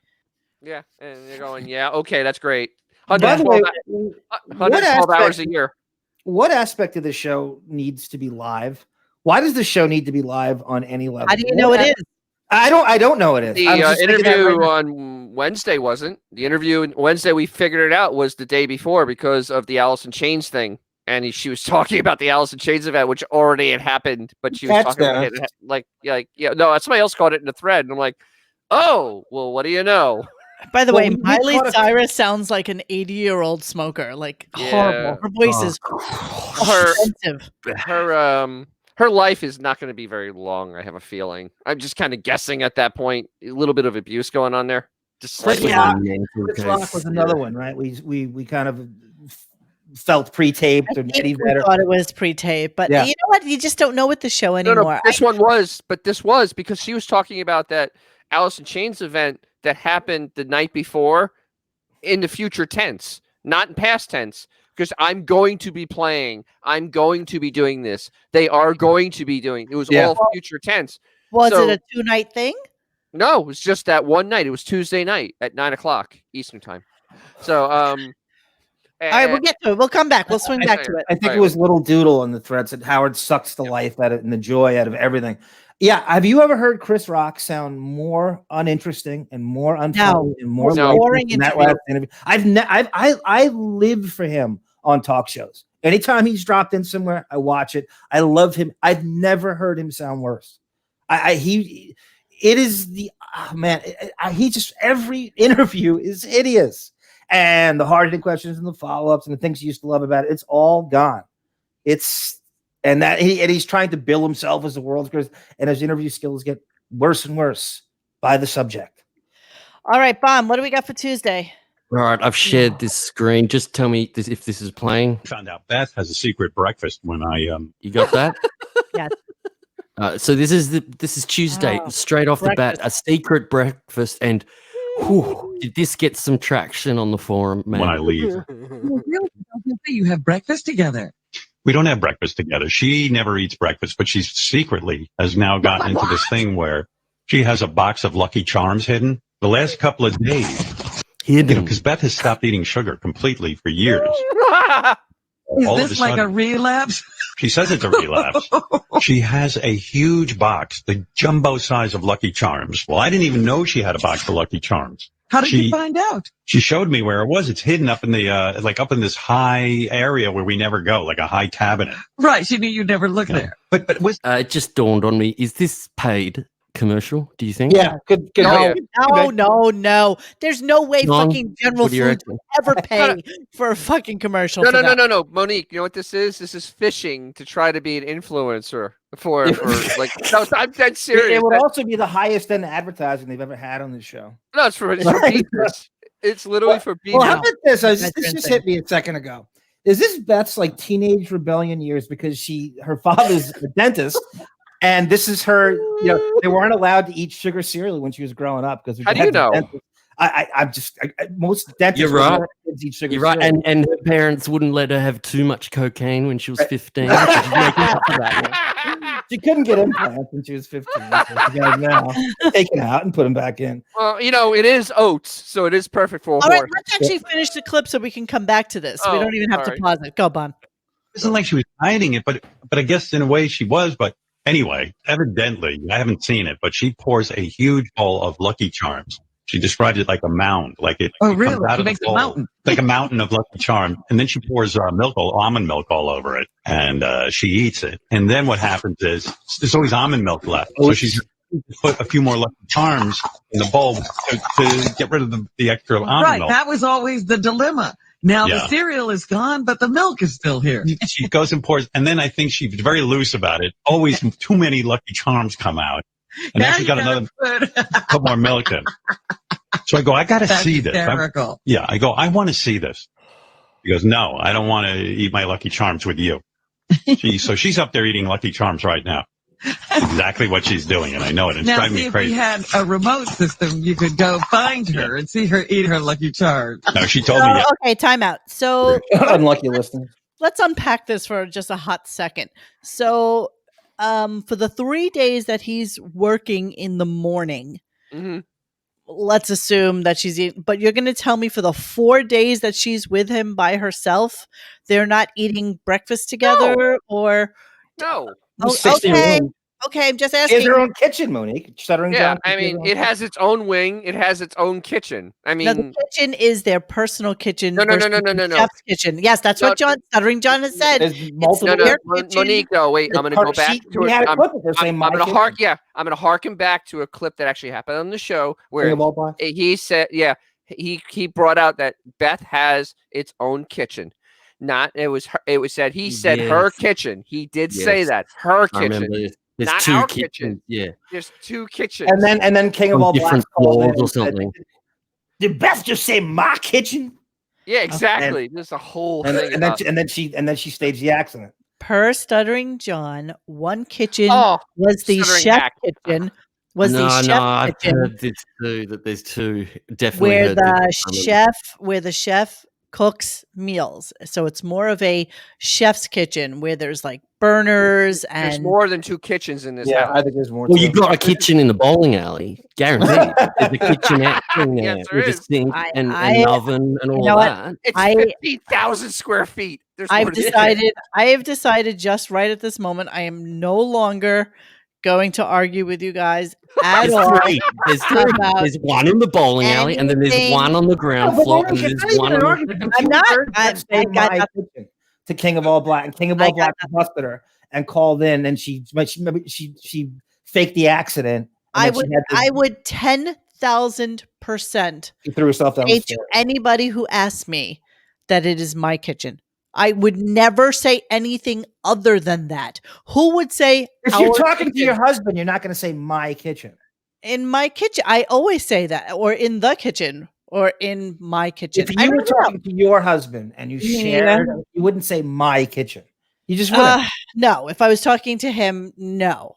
But I would, if what I was talking to about- anybody else, I Oh, would we've got to say my do kitchen. this Wait a right now, minute. Monique, what about her bedroom? Because he said that. They said that definitely have also. two bedrooms. They Yeah, definitely have exactly. two So- bedrooms. That's no doubt. Wait, That is wait, no wait, doubt.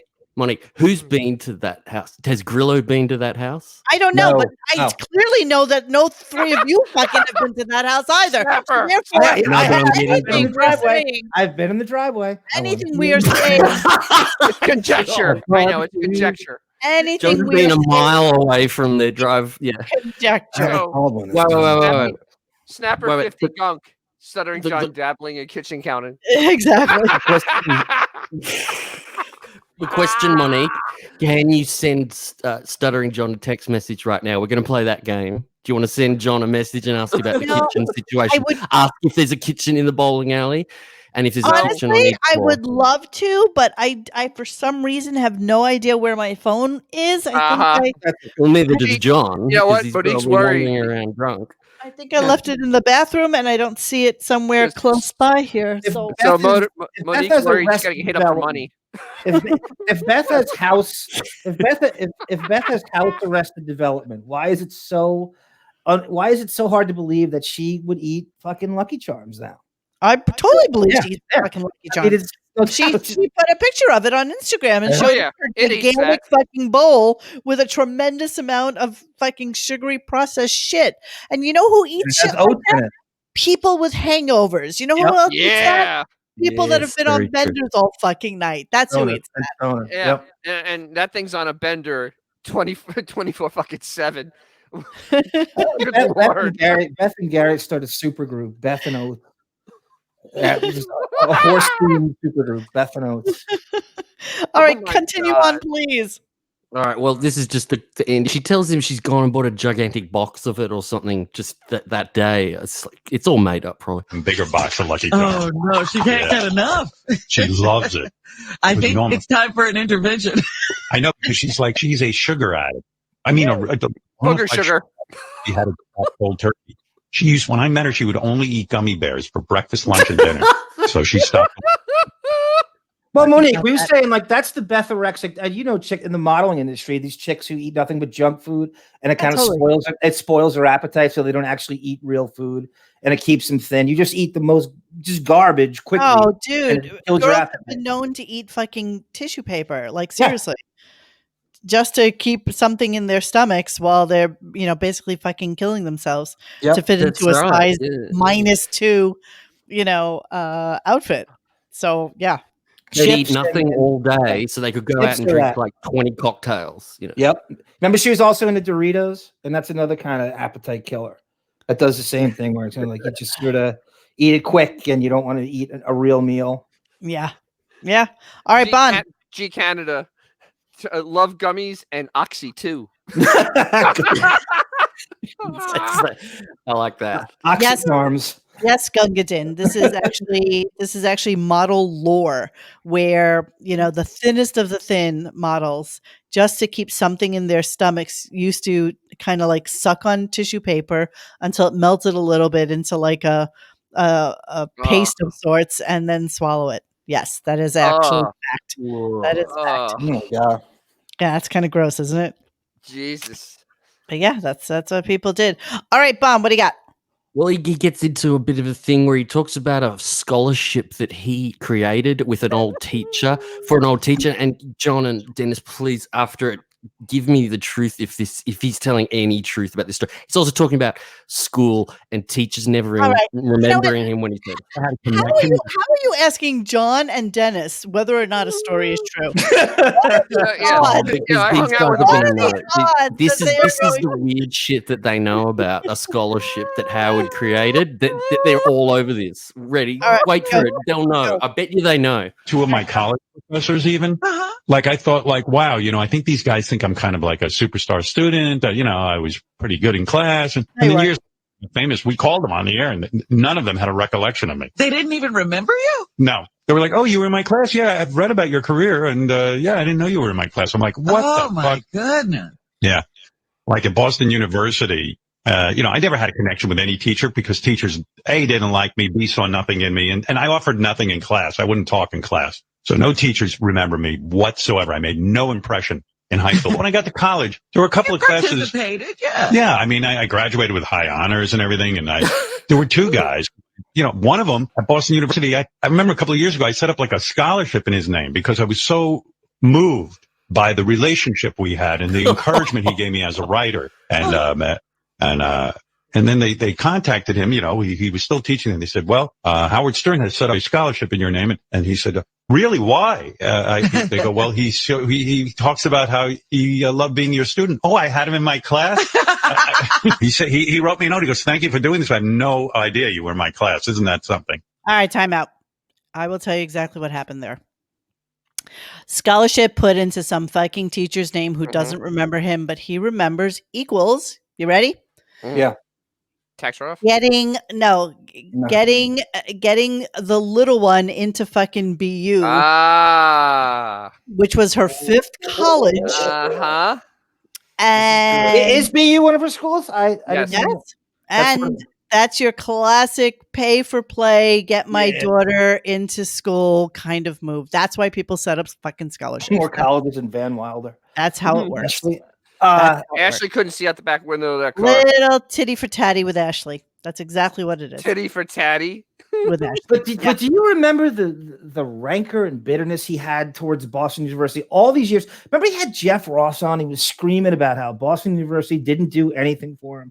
They're asking him for donations and scholarships, and he just says no and no. And he's bragging about saying no. And Jason Alexander was another one.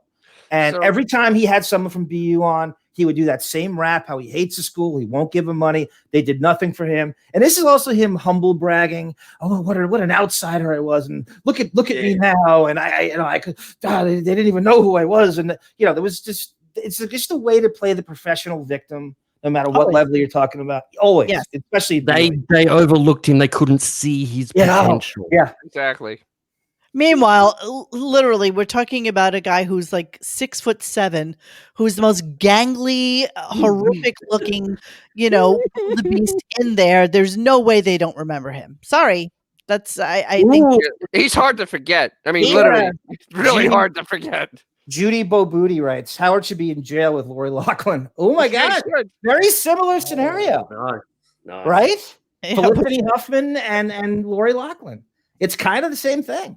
Well, that is the quid pro quo. I mean, that's what people do. Everybody does it. Everybody does it. Yeah. Everybody who has money does it. So this isn't paying to get her into school because she's a fucking dum-dum who couldn't pass her SATs. This is, hey, can you do me a favor? My daughter really wants to go to BU. She's in her 3rd year, whatever. Yep. And just grease the wheels to get her right into the school. It's done by millions of parents, and that's how fucking kids get into school. That's how it does.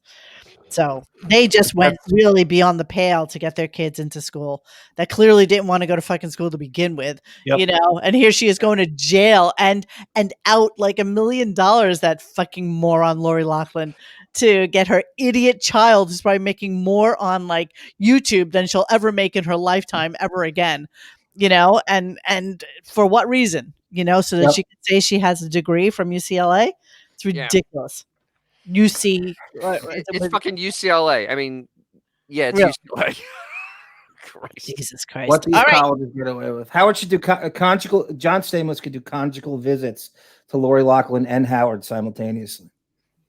She kind of said, that's funny. My friend got booted out of university. All of a sudden, a local university had a new building and a new student. Same guy. Also, his cousin got a lifetime job in the office. Yeah. Amazing how that happens. All right, Bon, move on. Okay, so keep in mind we're on Tuesday. So awful things happen Monday, and here we go. I want to talk about my contract. I have 8 shows left here at Sirius. And I don't... 8? Only 8. Yeah, pop hog, Judy. We talked about it, and I talked to Robin, okay, and I'm for real. I did talk to my wife about it for months now,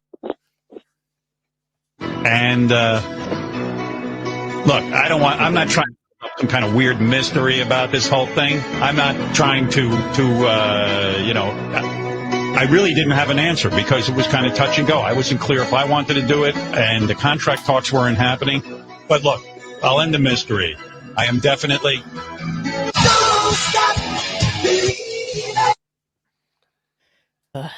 God, I fucking hate him. He never gets old. I really fucking do. I fucking hate him. I want to bypass this. Oh, 3 in a row. Jesus Christ. So yeah, Lori and Massimo, both from Long Island, right? Yeah. I don't know about Massimo, but I do know that he made a fucking shit ton of money when he sold his brand name to Target. And they still use it to this day. Massimo is one of their largest brands that they have in the store. Most people don't even know that it was an actual designer before he sold his name. And everybody gave him like a ton of shit when he first sold it, saying, "Oh, you're devaluing yourself, and now you're never going to be able to use your name to do anything again." But you know what?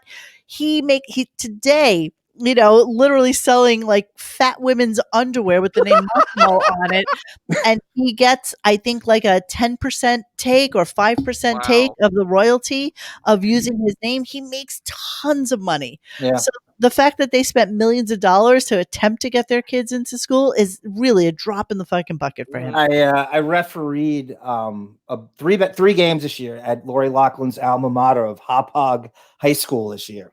So I'm sitting at the scorers table, and I just create small talk. I asked them about Lori Loughlin, and they took all her shit down. You know how these schools are obsessed with famous people, and they will put up a montage or collage of anybody famous in like a credenza, or they stripped the school of all involvement. So like her name was like all over the hallways.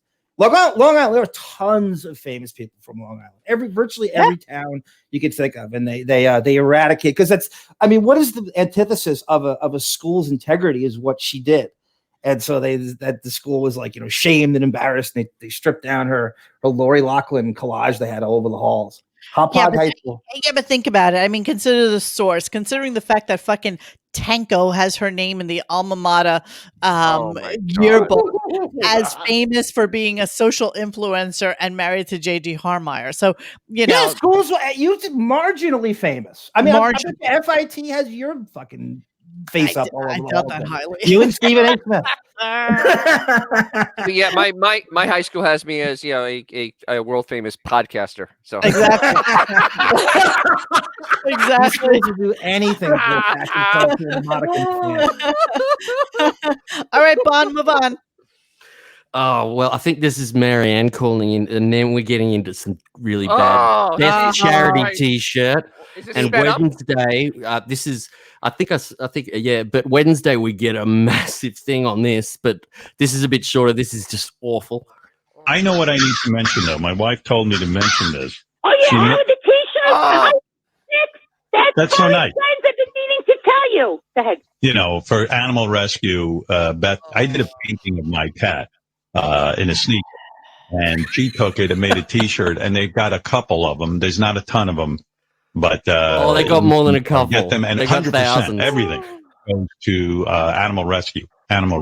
So there you Today's go. the last day, Howard, to put your order in unless they, get more. But today's pretty much the official last day. Pause. Stop. She's reading it.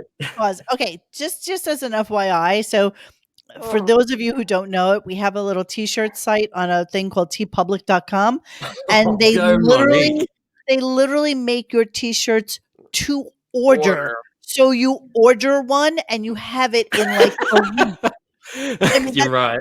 Pretty much how it works. And you know, Howard would never say, "Let's just order 10,000. We'll sell them." Exactly. No, he's learned his lesson from that. He probably did order them in advance, just like he did with that stupid fucking calendar that nobody got. Wait, or all those children's books that it didn't write. That they have the warehouse full of them. Exactly. His own book. He pulled what the RNC did with Donald Trump Jr. He bought a shit ton of them, probably used the Beth Furry Friends fucking money for it, and put them into a warehouse. Anything to get her to #1 bestseller in kids or in animal or in whatever it was. It was Bianca's Furry Friends, and that's why it is now defunct. It's Beth's Furry Friends now. Now it is. Now it's but back then when they got bought, it was Bianca's Furry Friends. Right. And then they changed the name. Didn't they change the name last year? Yes, they did. Right when the tax returns will start having to be his 16% Comes Again book, a title, by the way, which he stole from a Jackie album. Just it's so hideous. The fact that, you remember when Private Parts and Miss America came out, he would talk about that for 2 years after they did. He's so embarrassed by how bad that book sold. It is just not coming up ever again. It is amazing how quick that book died. It was last year. I forgot It about was it. last Just a year. ago. No one's talking about it as Christmas gifts. He will not bring that book up again. It did so poorly because it's going to bring attention to how bad it did on the. It dropped so fast, and deservedly so. I mean, you couldn't get it. There's nothing more. Like I said, it is on par with all those shitty comedian books that came out where they would take their act and transcript it onto in book form. You know, it'd be like 150 pages. Seinfeld, Paul Reiser. It's so bad. I haven't even seen it in discount bins. No, I mean, you don't. I'm not even kidding. I haven't even seen it in a discount bin. It's like not even for $1. No, but I wonder why, because normally they would.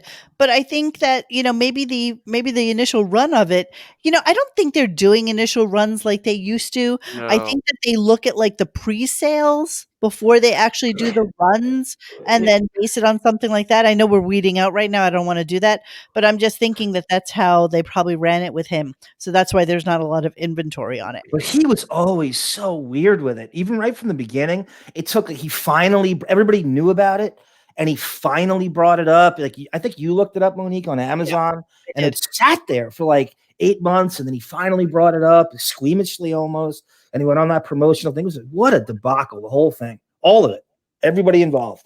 Yeah, it's horrible. All right, go on, sir. Oh, look, I'm looking up Helen Rose t-shirt. It is sold out. The limited edition t-shirt has sold out. Marianne bought 60 copies. So. Yeah, of course she did. How much was this t-shirt? Do we even know? It was like $29. It was expensive. Incredible Turk. Wow. All right, Bon, on.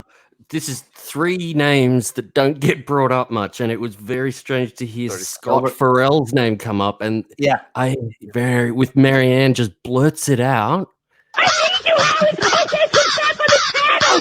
Really? Pharrell's coming back. Pharrell coming back? Gee, I haven't heard from Pharrell in a long time. Remember Scotty Pharrell? Yeah. He used to be on our Howard 100. I see him every once in a while on some of these sports shows or in a documentary here or there. He's still in the business, huh? Oh, yeah. I mean, great guy, great broadcaster, but I haven't heard from him. I didn't know what the fuck he was doing. That's back when I figured our channels would be just filled with great broadcasters. Yeah. If anybody has the time, there's a great interview with Pharrell and Opie, I think, from like a year ago. And Pharrell tells exactly the story about what happened to him and Howard on the channel. It's like a 2-hour interview. It's really good. Really, you want me to? I could summarize it. Howard just didn't want to pay him any money. He told him to leave. Okay. I don't need 2 hours. Check this out, though, what Howard says right now about getting rid of the DJs and everything. This is weird that he would say this. He changed the idea of the channel because everyone wrote us and said, we just want to hear the show. So that was it. It did make life a lot easier, I'll tell you that. I heard from Bubba the Love. Now we go to Bubba. Sponge over. What's going on with Bubba? I don't really know what's going on. He just always goes, "Hey, Howard, how you doing?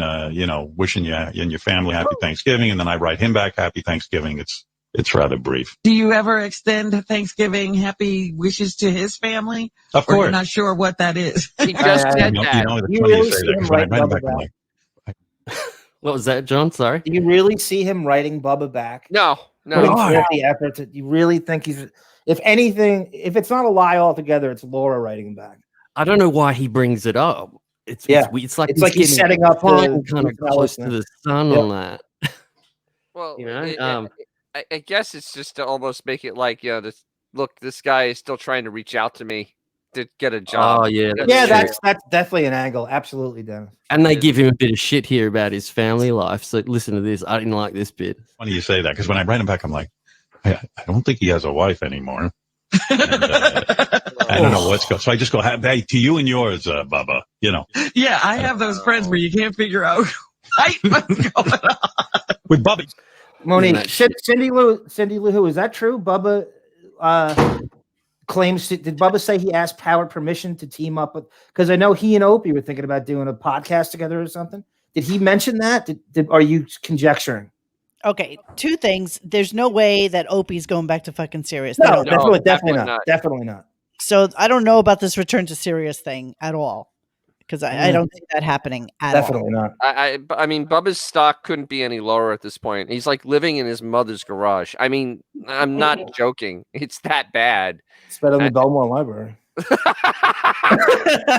But so yeah. So what is the story with Opie and Bubba? Do we even know? They're chummy now. They've been doing each other's podcasts, and it's pretty good. And they claim they're going to start something. I think I don't know if it's going to happen, but they claim they're going to start something. Are they looking for docks to live under, or Opie lives in I think Opie's in Montauk. He does those like videos from the beach. I believe that's Montauk Point. Yeah, I think he's in Montauk. I think you're right. What I'm looking at on his Facebook is it says Opie and Bubba Love Sponge coming soon, with a picture of fucking Opie with his chef friend who died, which makes no sense in terms of what he would put up there. Subscribe to Opie Radio Podcast. On this episode, Opie talks to Bubba the Love Sponge from the Howard Stern channel. Bubba wants to start a new radio show with Opie to be heard on Sirius XM. Lots of radio stories and much more, including what it would take to get Opie and Anthony back together. So, good catch, Cindy. I there's no way Howard would ever bring Opie's name up. No. So that request might have happened, but he's going to edit out what the gist of it and what the premise was. Absolutely. All right, Bot. All right, well, get ready for this, because this is a name that you are not expecting to hear, and it gets discussed. This is like Gilbert? It's almost like bringing up Artie, yeah. Yep. And the new host of Jeopardy is Ken Jennings. What do you mean by Gilbert? Why do you keep bringing up Gilbert, Bobo? What's up with that? Gilbert Gottfried, I think he'd be funny, man. He's so funny. Yeah, you think Gilbert Gottfried would be the host of Jeopardy? Yeah. Why would you want a funny guy as the host of Jeopardy? The host, I mean, you got to get a guy who could fucking read the questions in an unfunny way. Jeopardy isn't supposed to be funny, right? Bobo. But you got to have some kind of charisma, right? Some kind of charm. Okay. Yeah. Are you for real? Like, you think Gilbert Gottfried, who is a comedian, would be a good host for Jeopardy? I think he could be serious at time, Howard, to get the question out and stuff, and he's smart. And, did you ever see Gilbert be serious? I think he could be serious. It would add a new flavor to the show. No, it wouldn't.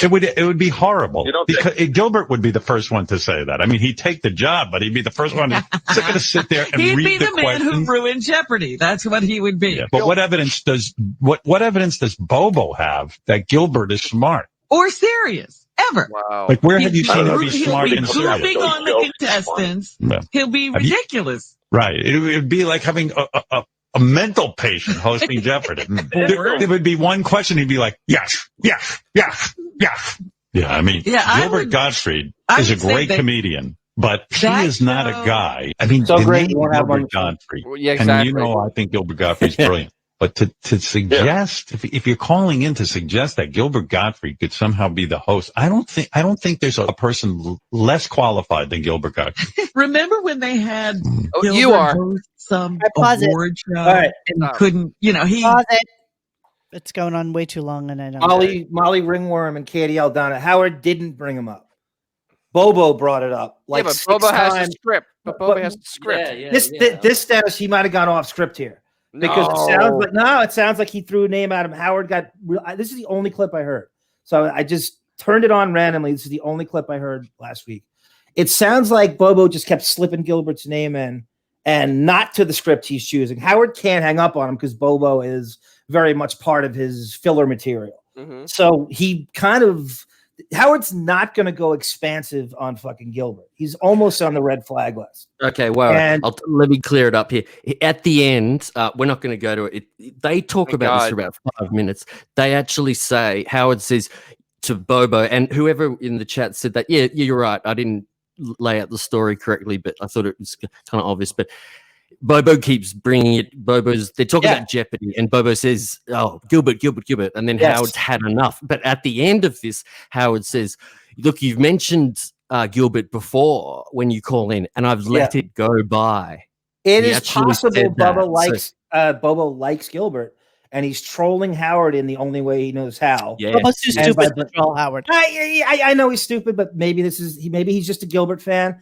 And he just can't stop dropping his name. Those words Howard said, he says, "I let it pass." It shows that he had that edict in. Do not fucking talk about Gilbert. Yes, sir. That's what I heard. That's right. And it's very strange. So they keep going, and I edited the shit out of that. You should have heard how much longer it was. That's Hey, okay. I heard it live. Trust me. No. I don't know no. how you listen, man. I don't know. And with this Miley Cyrus and this Billy Oh, Corgan I interview, couldn't. more the Billy Corgan I one. actually Oh. I skipped. I hate Billy Corgan so much. I heard he was on, and I said, "Great! I get to just go. I get to leave because I will not listen to that prick. He is the prick's prick. He's He's so unlikable. It's why I can tell you why I wanted to do this was because when I was a kid, I was the biggest Smashing Pumpkins fan. Like I went to their shows here when they came here. I fucking loved them, and I'll tell you right now, Billy Corgan is almost Roger Waters from Pink Floyd. Those two kind of guys are almost Howard's mentally. Their fucking egos are so uncontrollable. Billy is an absolute megalomaniac. Like the things he's done in the past, he's like Courtney Love, a feud with everybody, with everyone. Which is so amazing to me because what has he had? Like 4 hits? I mean, seriously. Well, that's exactly. that's it, Monique, and it's very strange that he's And the same. Well, how that Howard would even think to have him on? You know, Gilbert can't get on the show. No. But Billy Corgan. Corgan. All right, just remember, Billy Corgan's connected in his little circle jerk. Remember? Oh no, totally. Yeah. That's where I'm going. It's an easy get, and he'll talk about himself for hours because he is a narcissist. And honestly, he's in a band that has one guitar riff. I mean, it's the same goddamn guitar riff for the same 4 hit songs. But it's the same. It is, yeah. I mean, I was So a why huge fan. does he have him? Why does he have him? No, I'll tell you why. You're going to hear. I think Howard knows. Probably listened to them in the 90s and thought they were right, maybe. But he knows how much of an egomaniac he looks up to Billy for how much of a cunt Billy was in the 90s to everybody and the 2000s. So listen, Billy had. I read every interview with Billy when I was a kid. I know it's just like this guy is crazy, and he could when he tried to do the electronic Smashing Pumpkins, which the album was called Adore. That shit tanked, and he couldn't get a good review for another 10 years. He was absolutely bitter and was just lashing out at people from about 2000 till 2009 sort of thing. And he finally got a good review for an album. But Billy is like, Howard looks up to him for all the I think, this is my opinion, looks up to him for being just a megalomaniac, like Roger Waters from Pink Floyd. I'm going to tell you exactly what it is. Crazy in the 80s. If you just look at Billy Corgan's Wikipedia, it's all in one sentence. Yeah.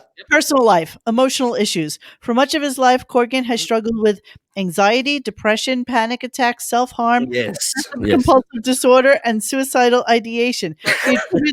He attributes these problems to the abuse he endured as a child at the hands of his stepmother, as well as personal troubles and other issues. He has since become an advocate for abuse support networks. Howard loves that. Psychological. And it's the psychological issues Howard wishes he had and pretends. And I've got it right now. The first thing he says to Billy when he walks in, "Dad," and then then the connection drops out, and it's a beautiful moment of just cluelessness.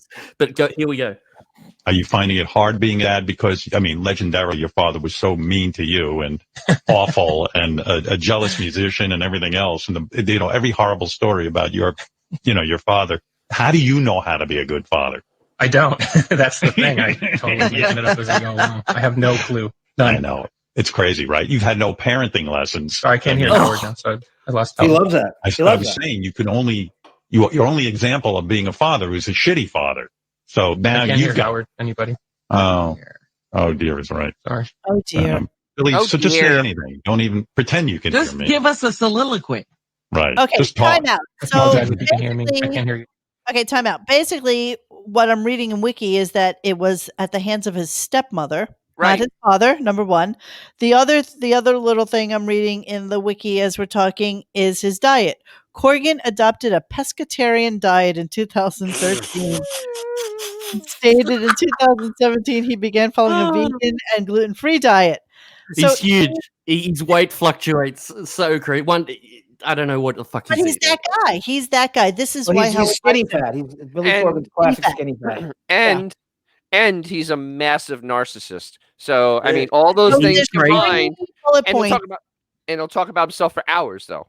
Oh, wait to hear the things he says. Oh my god, it's just the things that Howard say. You could hear Howard saying it, and you wouldn't have a problem. You'd be like, "Yeah, that's a quote from Howard." He says exactly the same.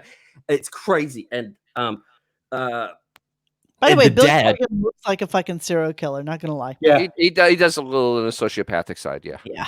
Because Howard goes into this and tries to do what you three have talked about on so many podcasts, which is trying to get the musician to tell Howard that it was such fucking hard work and it cannot be easy for them. No, nothing's easy. No. And let's not forget that this is like the 15th time he's been on, so there's nothing new coming out of this. Oh, he goes through it all again. He gets him to play Disarm, which is like just a classic song. But wait, there was Howard's one new done thing. that before. It's like if Dave Grohl came in, of course he'd be playing Everlong. Like if Dave Grohl comes in next week, Dave Grohl's gonna have to try. Can I play my new single? And Howard's like, yeah, but I need Everlong. It's like, oh. Exactly so right. The thing about there was one new thing with this interview, and it was the Eddie Van Halen fucking 25 minutes. I was driving. I actually had to stop because I was getting so angry. And I I'm like, the crap out of it. It was so bad. Because God. Billy was friends with him and did an epic interview for like 4 hours with Eddie Van Halen years ago. So of course they trotted out it was so it was literally painful. Wait, but have a listen to this. Like, just this is I titled this: "Is writing music a job?" That's the kind of way Howard wants Billy to tell him it is. Do you treat it like a job? In other words, you go into that room. The kids are out of the room. The wife's out of that room. You sit there by yourself and write. Is it that kind of discipline? Yeah, 6 days a week, sometimes 7 every day for sure. And how many hours do you spend a day working? When I'm writing, I'll write about 6 hours a day, and then when I'm recording, probably 8 to 10. Is the process horrible for you? Is it the way I love that. Billy Joel describes it? He looks at a piano and he says he sees a shark with like all these teeth biting his hands. It's just like an awful process. I love it. I really enjoy it. Okay, now he goes, I'm just going to hammer through these. Tell me if you want to stop. He's trying to get into the Elton John thing of did you have to practice very, very hard, or were you the prodigy? And this is Billy's about to let this ego just show he can't help himself. Ugh. What's a typical session like? In other words, do you go in and sometimes just practice playing guitar? Like, you were a huge fan of Eddie Van Halen's, and you said the great thing about Eddie was you wanted to play as good as Eddie did. That effortless. There were times it seemed like it was almost just a part of his body, and he wasn't putting any thought into it. It was so effortless. And so, do you still have to practice every day the guitar to get that proficient, or is at this point you're just so good at it? No, I gave up on trying to be as good as Eddie at some point. I used to practice a lot, but at some point it became more about recording and songwriting. Now, this is a major signpost of ego trauma here, like giant monster ego, what Billy says. And this is the way that these guys, like Howard, can just let it roll out without being embarrassed is fucking beyond. You were a naturally good guitar player, or were you someone who had to work at it?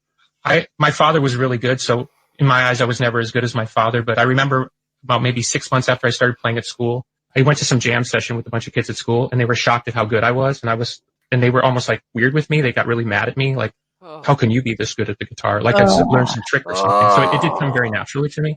And my father's always been quick to point out that I shouldn't be so hard on other guitar players because it comes so naturally to me. But for me, it's like, I don't understand it. How awful is that? When people can't play a certain way, it's like, I know it sounds bad, but I wish we had. People used to talk about playing.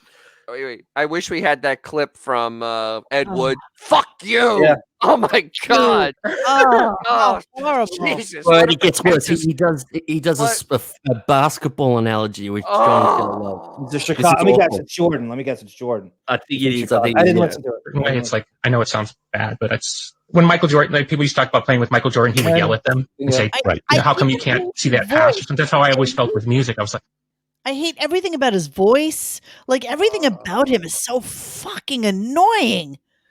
Jesus Christ! Thank God I didn't listen to this. Oh Jesus! The situation with Billy was that he had to try and rehabilitate his public persona the way Howard has tried to do, and it took Billy about 10 years. And it was simple. It was stop fucking bitching about every other musician that lived. Because during 2000 to 2010, Billy was coming out every 3-4 months in the media and just saying he hates this person, this person, this person.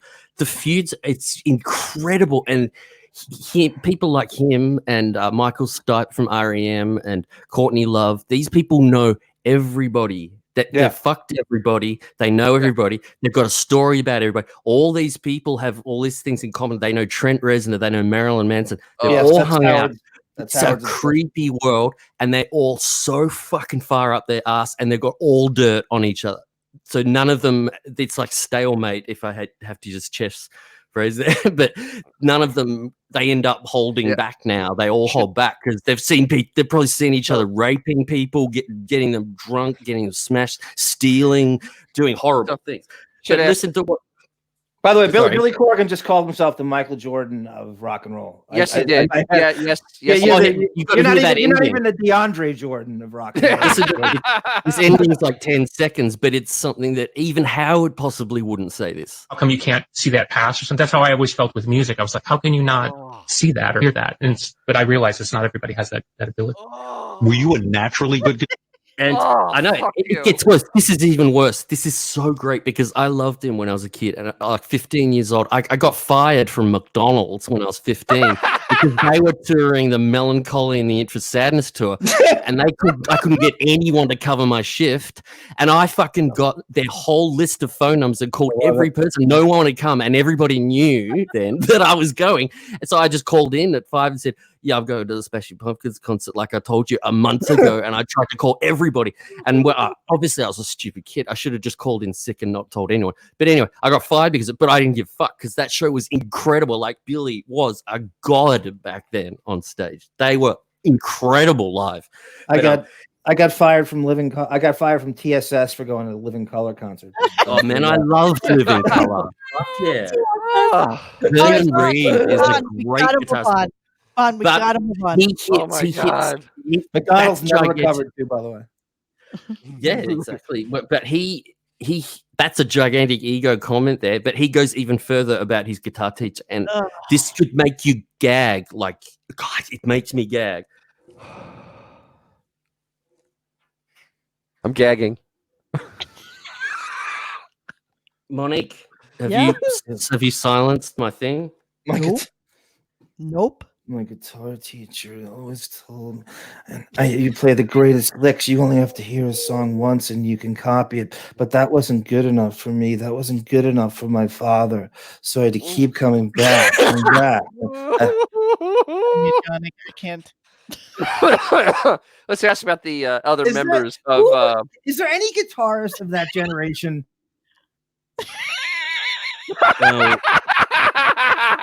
I want to meet the guy who doesn't worship Eddie Van Halen and use him as a template for their guitar. Is there one person? Sorry, can you hear me? Right thing to say. Okay, time out, guys. We can hear you, but we can't hear your thing. So why don't you take it out? Why don't you a naturally good guitar player, or were you someone who had? Okay, that's what Sorry, it just stopped. I'm sorry. I guess it does come easier to some people, but it's still, no matter how easy it comes to you, you still had to physically practice every single day. There was no shortcut there. No, that theory of 10,000 hours or something. You know what I mean? Yeah. You really need to. No, I always tell kids, it's like there's. Listen to this. There's no getting around the practicing part. And by practice, you mean, would you just listen to rock records and try to play those riffs? Would you go to an actual lesson? Would you, or would you ever say to your father, Dad, you're such a good guitar player. Can't you teach me a few things? Won't you show me a few things? No, he wasn't. My father wasn't interested in teaching me. No, I just would literally sit and play Van Halen records and then sit and practice scales. Anybody plays, like, you just over and over again, you just play these stupid scales, like, until you can do them in your sleep. And then when I was about 17, my father said, oh, you're starting to get good. So he sent me to this guy for some lessons. Okay, what do you want to do? And I said, well, I want to play like Randy Rhoads and Eddie Van Halen. And I kind of showed him, and he was like, oh, that's boring. You shouldn't do that. I said, well, that's what I want to do. And so he goes, okay, just show me what you can do. And I played and played and played. And he just sat there with this weird look on his face for about an hour. And I kept thinking I was doing something wrong. And he goes, you've never been taught? You've never had any lessons? And I said, no, I've just taught myself all this. And he says, this is really weird. I teach college music theory, and you're like third year college music theory already. This is impossible. Like, how do you understand all these things? And how can you play like this? And I thought he was mad at me. Wow. I guess it does come easier to some. Isn't that Air guitar lesson. Wow, that is pretentious, precocious, and just an Oh, absolute it really is. asshole. But he's in his best company with Howard. This is why they're yeah. friends. This is why they think they're friends. Yeah, projection. Yeah, the narcissist. God. And we get Oh yeah, Emily. Emily knows 3 notes on that goddamn guitar. Yes, she does. I really want to do a show about Emily. Yes, Emily versus Paris Hilton. Yeah, you got to scared do I'll it. You take got it to. down again if I do that. Oh please. Oh my God. I got a YouTube strike from Zuzazu. You That got was one of my I got a Zuzazu strike. Zuzazu YouTube. Yes, from some weird like record. And that's a self-produced fucking album. So that's the Got beauty. the engineer helped her with that, Monique. I know. That's amazing. All right, Bon, move on. We got to move on. All right. Well, with Billy, it's all about the dad. So Oh, we don't care. How would Got to you move don't on. want it? We're good? No. Okay, Enough of Billy Corgan. I Yeah, hate no, him enough. It's just, I can't. It's true. Let's ask the other people in Smashing Pumpkins what they think of him. It's just too much. Oh, It's All right, too just the this is ex-members. just two more, and we're done for that. No! day. 3 more. He- Billy he's Corgan. Yeah, but it's not about Billy. Don't worry. Billy's talking, and Howard tries to connect the fart man connection to Billy. God, who would do this? Oh, what's weird about that? I've often asked myself that. Like, what drove me to get on a stage on MTV at its height, put on a costume that would show my asshole basically on camera with my horrible, disgusting cheeks? And I think it was because exactly what you say. You can't believe that your inner soul is telling you you're worthless because you've been told that your whole life, that basically your thoughts don't matter, this and that. And so like you, when you got on stage, you had to literally hop on an amplifier and almost kill yourself just to please that audience because you believe somehow that you're not worthy of being up there. Yeah, there's some connection there. You know, Yeah, there's some connection there. I just had to mute Dennis for a second. I thought we had a clause. Oh, that was just for John and me, I guess. Stop that. So, yeah, I thought That was fucking awful. I see Monique digitally signed that contract about an hour ago that I sent through for me and John, but we just haven't sorted one out for Dennis yet. All right, I do want you to go on to the next clip, but I'm going to come right back because I have to fill up my container with some soda. So just carry on. Get some soda. You got ice? Carry on. I have ice, but I have nothing to drink with it. Oh, and I don't chew ice. So I'll be right back, and I'm going to grab my phone, and I am going to text Stuttering John, whatever it was you wanted to ask. So just carry on, and I'll be right back. Howard's obsession with having these guys on. He's like, well, how is Billy Corgan still relevant? Marilyn Manson, why did Rob Zombie? Why would he still care with how obsessed with the current A-list he claims to be? It's because whatever it is, he still hangs on to this like hot topic genre of music in the 90s with the brooding, digitized, overly goth, forced, kind of contrived shtick of Zombie and Manson. Stabbing Westwood. Remember that band? Yes. All of that. And He fucking loved it. Hum. Yeah, Playing to Mars. I'll tell you, if anyone stars. If anyone likes Hum, they put out a new album this year, and it was absolutely awesome. Like Dennis, if you like heavy shit, it completely different to that old shit. Fucking 5-star album. So What's the next Silverchair album coming out? They are moribund, unfortunately. Moribund. Yeah, there's a good one. Drop Moribund. Oh my God, Monique's gonna hear about that. Very nice. This cat's pulling Moribund on. The funny thing is, though, that remember Howard was in his 40s when this music was coming out, and now he's latching on to the music when he was in his 40s as the music he looks hard. That's the crazy part about it now.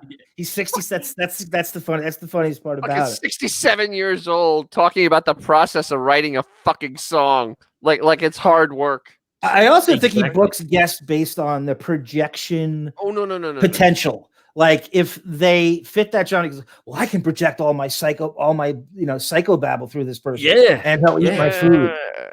Well, I think there's definitely an element of that. He knows that it's the easiest sort of wash, rinse, and repeat interview that he could do with the psychobabble. It makes him seem like he cares. It makes him seem like he cares about people. Right.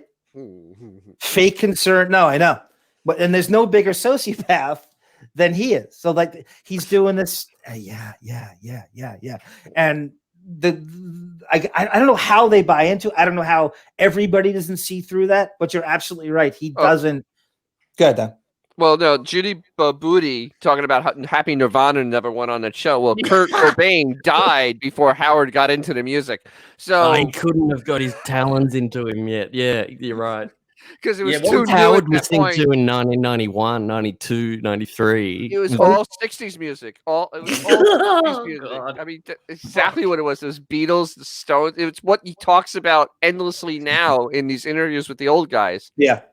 It was all of that music. I mean, he might as well have had Cobain on. I mean, Courtney, every time he had Courtney Love on, he'd spend 80% of the interview talking about Kurt. So it was like good. No, you're right, because I remember that's all he would ask about Kurt this, Kurt that. He was great on his show. She was fucking funny. Well, and she's she'd tell him insane. crazy shit. I actually would not mind hearing her on there again if she was in a loose canonist of Courtney mode. Oh man, if they could get her, she's too good for them now. That's how sad it is. That's horrible to think about. Courtney Love is too good for this show. All right, I've got to finish this day, or Monique will get angry. Yeah, please, let's move on. This is total Wiggerous into the sun moment to end the Billy Corgan and to end Tuesday. I think it would be boring if you did the same album over and over again. Social media created this loop that's never existed before of people wanting the same thing over and over again. I mean, it was always like that for any band that had success. It that's created some other thing that's almost unprecedented in the history of the music business. And I'm glad I fought through it because now we're on the other side. Yeah, me too. It even goes over to radio. I always thought the most interesting radio performers are the ones that constantly surprise you and change. To do the same show over and over again would just be dull and wouldn't attract anything new or fresh. But he's saying this. He's saying this. Fuck. So that's Tuesday. Whew. What a shit. That goes down into the Rock and Roll Hall of Radio Hall of Shame. Wow. Oh, well, these things I left out, like the Sal and his sister going to the court. People's court. No. Billy, thank you for being such a social media warrior and breaking down all those barriers. I don't know what I would do without you. I might go back on Twitter again. Thank you, Billy. Thank you for being such a pioneer on social media. Thank you. Is that interviews is nothing but a humble brag. He's the Michael Jordan of rock and roll, and he's conquered social media. And he played guitar so wonderful that music teachers were in awe of his talent. So yes. Fucking see, that's so Howard that I could see Howard saying that if he could play guitar really well. It's no problem to say that. If to say that about yourself, like nobody can do that. We can't. Normal people can't. Well, I think Corgan and his ilk have gotten away with speaking in that pretentious braggadocio manner their whole life and not being called on it. And it's kind of shielded in some kind of fake pseudo intellectualism, and nobody calls on him. So he gets away with it here, and he's an absolute narcissistic, egomaniacal monster. He always has been. That story really actually doesn't care. Actually, the one piece you left out was when Billy Corgan fucked over. What was that band? Our Lady Peace. Yeah, Our Lady Peace. When he fucked. I don't know this. I don't know. Right, Our Lady Peace had one hit song. Canada's riveted now. It's a Canadian band.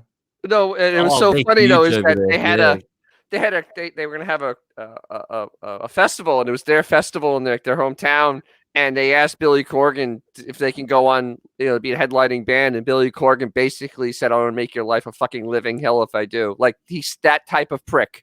I mean, that is literally the most prick thing you could ever do to somebody. Once you can't go on last, you have to go on last all the time because you're a prick.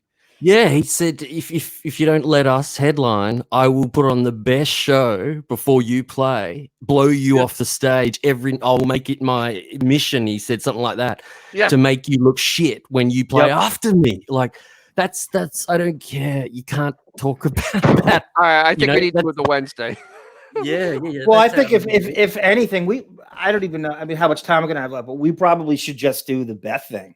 Right, you definitely. I almost thought that, because I've got the 11-minute rant. No Miley Cyrus. No, please, God. Yeah, we no. can skip all of that. Yeah, Please, thank God. All right, where are we? We're on Wednesday. We're heading to Wednesday. Oh my God! Thank God. Okay. And I'll tell you, like. Monique, where'd you go to McCoy's for that drink?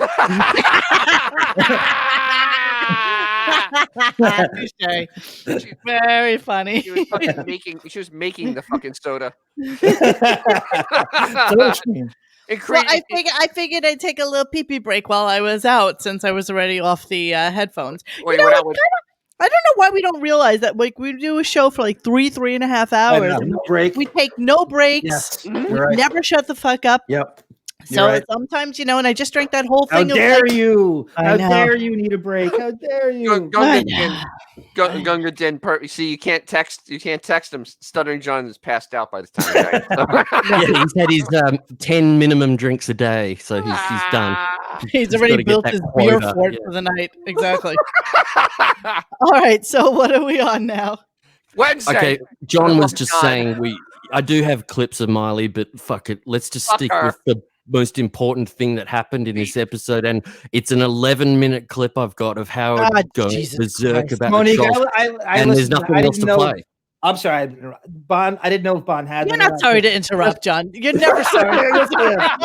Don't say you're sorry. I'm sorry because I want to back Bond up on that because like when I got my recording computer up again and running with a PC that I could make audio, I went right for that just in case he didn't get to that or whatever. And I sent you that, but he's right. It's very hard to streamline that down to anything less than that.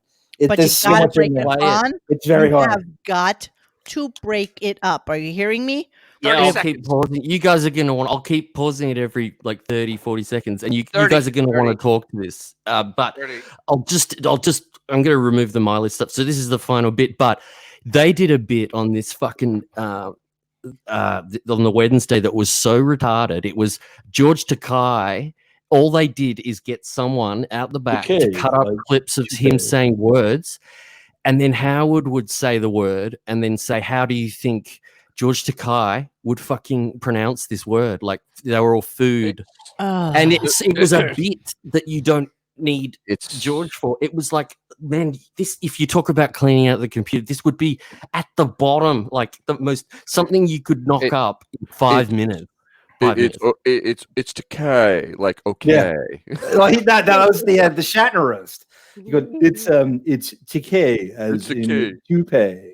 And he pointed American. It's decay. It's decay, like gay. All right, So go this for is it. And I titled this Jesus Christ because what Howard goes into is like, I don't know what the hell's wrong with him. Sometimes I can't believe how dark the world How is. long was it in actuality? Like how long did 30 this go minutes, on? 30 minutes. Yeah, it was about It a half was hour. half-hour rant. I mean, it was. Wow. Beefus went a little nuts on him. So. Oh, totally. Look at that hooing to me. Look. He gets in the Wendy Williams rant anger. Yep. In this, just next level. Like he's really hurt for some reason too. No. Well, Beefus threw one of those shoes at him. 10,000 shoes. And it's all about let's go. having to pay money. Yesterday, I was in one of my dark periods where you can't even approach me. Just darkness. Just everything is bleak. And then on top of it, when I get in my dark period, Beth knows to leave me alone because it's not pleasant to be around me when I'm dark. Oh, I've heard you in those moments, and yeah you want to get away. And then, this is so crazy with social media. I don't know how anybody reads comments about themselves. I can't do it. In fact, if you write negative comments about me and you're waiting for me to see them, it'll never happen. I never look at, like on Twitter, I never hit that button where you can see what people wrote about I you. don't do that. So yesterday, I don't do that. What button? You mean the one that's right below a post? Like what button? Button. And what about the button called Google Alerts? That Howard, we know. Beefus has the Google Alerts. Yeah, say that fast. Yeah, gaggle Googles. Go Bon. Instagram a lot. And She has a great Instagram account. I love it. Even Beth says, I don't understand why anyone would follow me because it's just pictures of cats. And here's the whole It's the most point of the sensible thing she's Instagram ever of that. said. A couple of years ago, she started rescuing animals and said, maybe I could use this. She really didn't even have an Instagram account. She said, because of my fame, she could maybe use my fame to get the people who wanted to adopt cats, because the shelters are just packed with cats. She started doing it, and now maybe a couple 100,000 people will actually follow her. She would be the first one to say, oh my God, don't follow me because it's just pictures of cats. We like pictures of cats. Yes. And it turns out you're not alone. A lot of people like her Instagram. It's got a big following. She's trying to get cats home. She has no other agenda. She doesn't really Not want trying to sell you makeup or Listen to anything this. like Okay. that. She doesn't want to be in. Tiger Lily's so right. The guy has literally never had a tragedy in his whole life. This is like the worst thing that can happen to these two. Their life is so charmed. This is like, to People them. have a bit of a whinge at them on the That's internet, right. and they So break down. rattled. And he sounds so rattled. And you could see her having this bitch fit. The way she throws herself down. Go ahead, Dan. It lost its mind. That because it can't handle anybody criticizing it. And the whole fucking fake backstory. First of all, the rescuing animals thing. You rescue kittens because they're easier to do than actual fucking dogs or any other animals that are easiest thing in the world. Helping humans. Yep. Oh, humans. Fuck that. Humans. Dennis, a sociopath. And this bit here is great because he lists Howard he doesn't even realize he's listing all the things that Beth 100% wants when he's saying that she doesn't want them. It turns out you're not alone. A lot of people like her Instagram. It's got a big following. She's trying to get cats home. She has no other agenda. She doesn't really Not want trying her. to sell you makeup or anything like that. Right. She doesn't want to be an influencer Yes, she and does. end up. I love that title. I'm Yeah. an influencer. She doesn't want to use it to piggyback and springboard into being the new host of The View, or Yes, she you know what does. I mean. She doesn't. She's not looking. Doesn't want to show his career. She just here's the agenda. Stop. Holy shit. That's everything Beefus has done. Beefus That's everything tried she's the other failed view at. and How do you failed. think the cat shit started? That's everything she's failed at. But She's this tried is why every TV and in the book, further and further down basic cable. That just he's kept flying getting right canceled into and the canceled. sun. This Yep. is why he's friends with Billy Corgan, because they can say this without laughing. And the big thing is when that couch sludge is the one that introduced Beefus to fucking Stipigram. I know. Whitney Cummings, we can never forgive her for this. You cunt. This is goddamn it. You want a cat, she'll get you one as long as you pass the test. What's the test? You're not going to let your cat out of the house. You're going to take care of the cat's medical bills, and it's a huge hassle because you're white. People who adopt from Beth, some of them want fame because a lot of people who adopt from her, the cat sort of becomes famous, and a lot of people follow They them. want to be famous. And then they do weird shit. Or their cat, they have trouble with their cat. They'll write her angry emails. Listen to this. You got me this cat 3 years ago, and now the cat is sick, so my husband doesn't want the cat. Like, it's our problem. I didn't tell you to adopt a cat. And I said to Beth, you have to put at the top of your account, I don't know how you do it. If you adopt a cat, it's your family member. It's not like a rental service. It's not like you're renting plates for your bar mitzvah. It's not our cat. We didn't give birth to this cat. No we didn't say, accountability. take the cat, and if you have a problem, get in touch with us. You should see the angry letters. Like, we did them a horrible service. We don't get paid. First of all, most of these cheap-ass motherfuckers don't even make a donation. We feed these cats. We home these cats. We groom these cats. When Beth... You get those cats neutered and spayed. Get them all their shots. Stop there. You're Stop, getting paid. Robin. Stop Me. there. Stop. I do all of this. I am. Okay, this motherfucker doesn't pay a penny to anything on those cats. The food is donated food because it's the shittiest food on God's green earth, and that is what gets donated to shelter. No, he wants us to know that he does in this rant. He's suggesting that he's paying hundreds of thousands, I guess, a year, sort of thing. That's it. Takes it out of the write-off. Exactly. That's Ben and Ray's room that's now become the cat room. And now it is just it's the pool house room. It's the pool house. Ben he actually said on the show once that was supposed to be his parents' room, and it ended up being for the cats.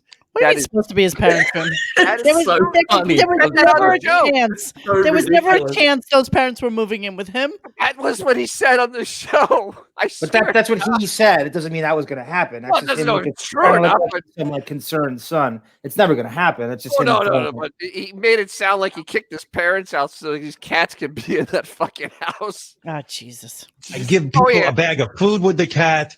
I give people toys with the cat. I give them litter boxes. I give them a carrier. It's like welfare. I do this Let out of me the tell goodness you of my something. heart. One of my friends adopted one of the cats. Actually, it was a friend of a friend.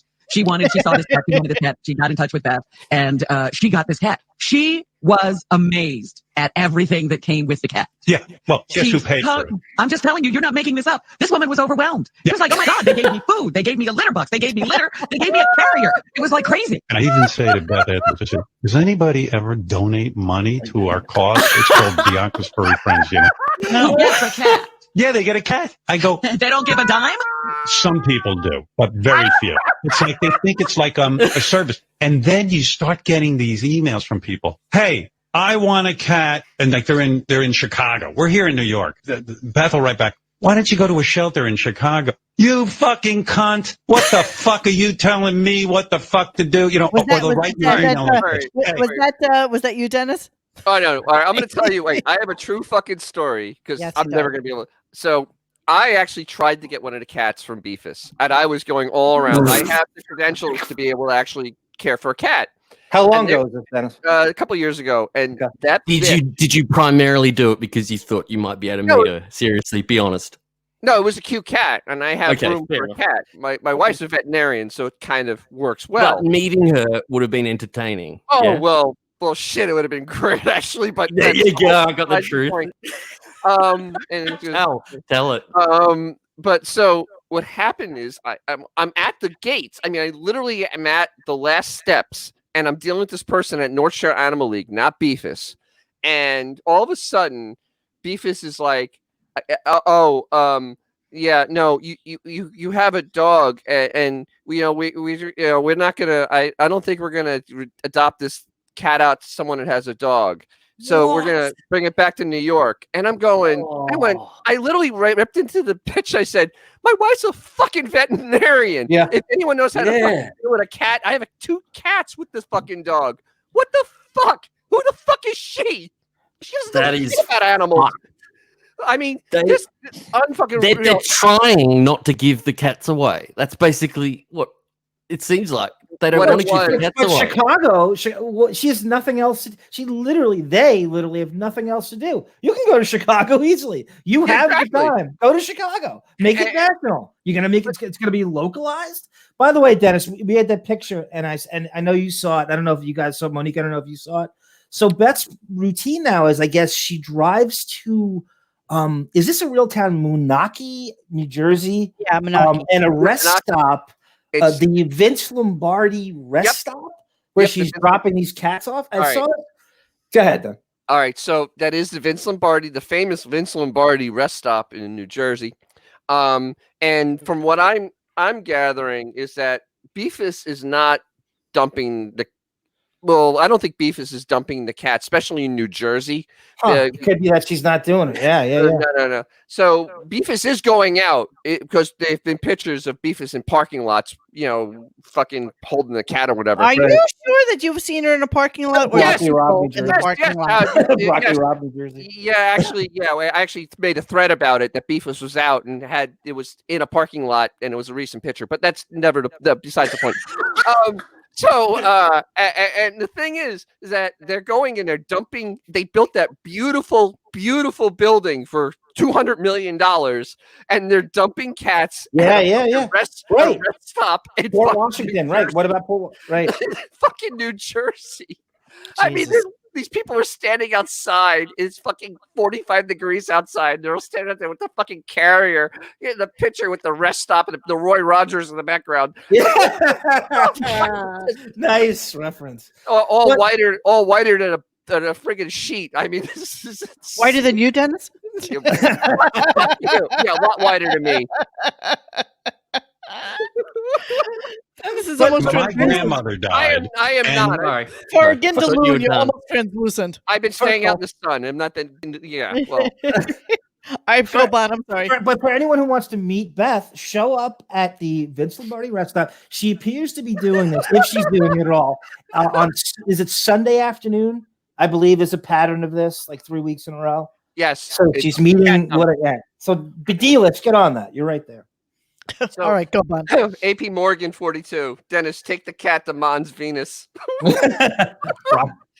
raised the cat, and if you don't take this cat, we're taking it to a shelter to be killed. We're going sending it to a kill shelter, threatening us like we're criminals. This is on you. Like my prop, because you fucking can't take care of your grandmother's cat. You fuck. I hate people so much. So the latest thing with her account, which makes, and by the way, and I'm like, my wife is an angel. She's trying to be nice. She's not asking for anything. And she gets shit on by the fucking cunt bags that fucking follow her on Instagram. So there was an article in the paper how Beth and I said, hey, the Bidens are looking for a cat. President-elect is looking for a cat. And Beth and I said, hey, we got plenty of cats. The Bidens want a cat. We would be honored.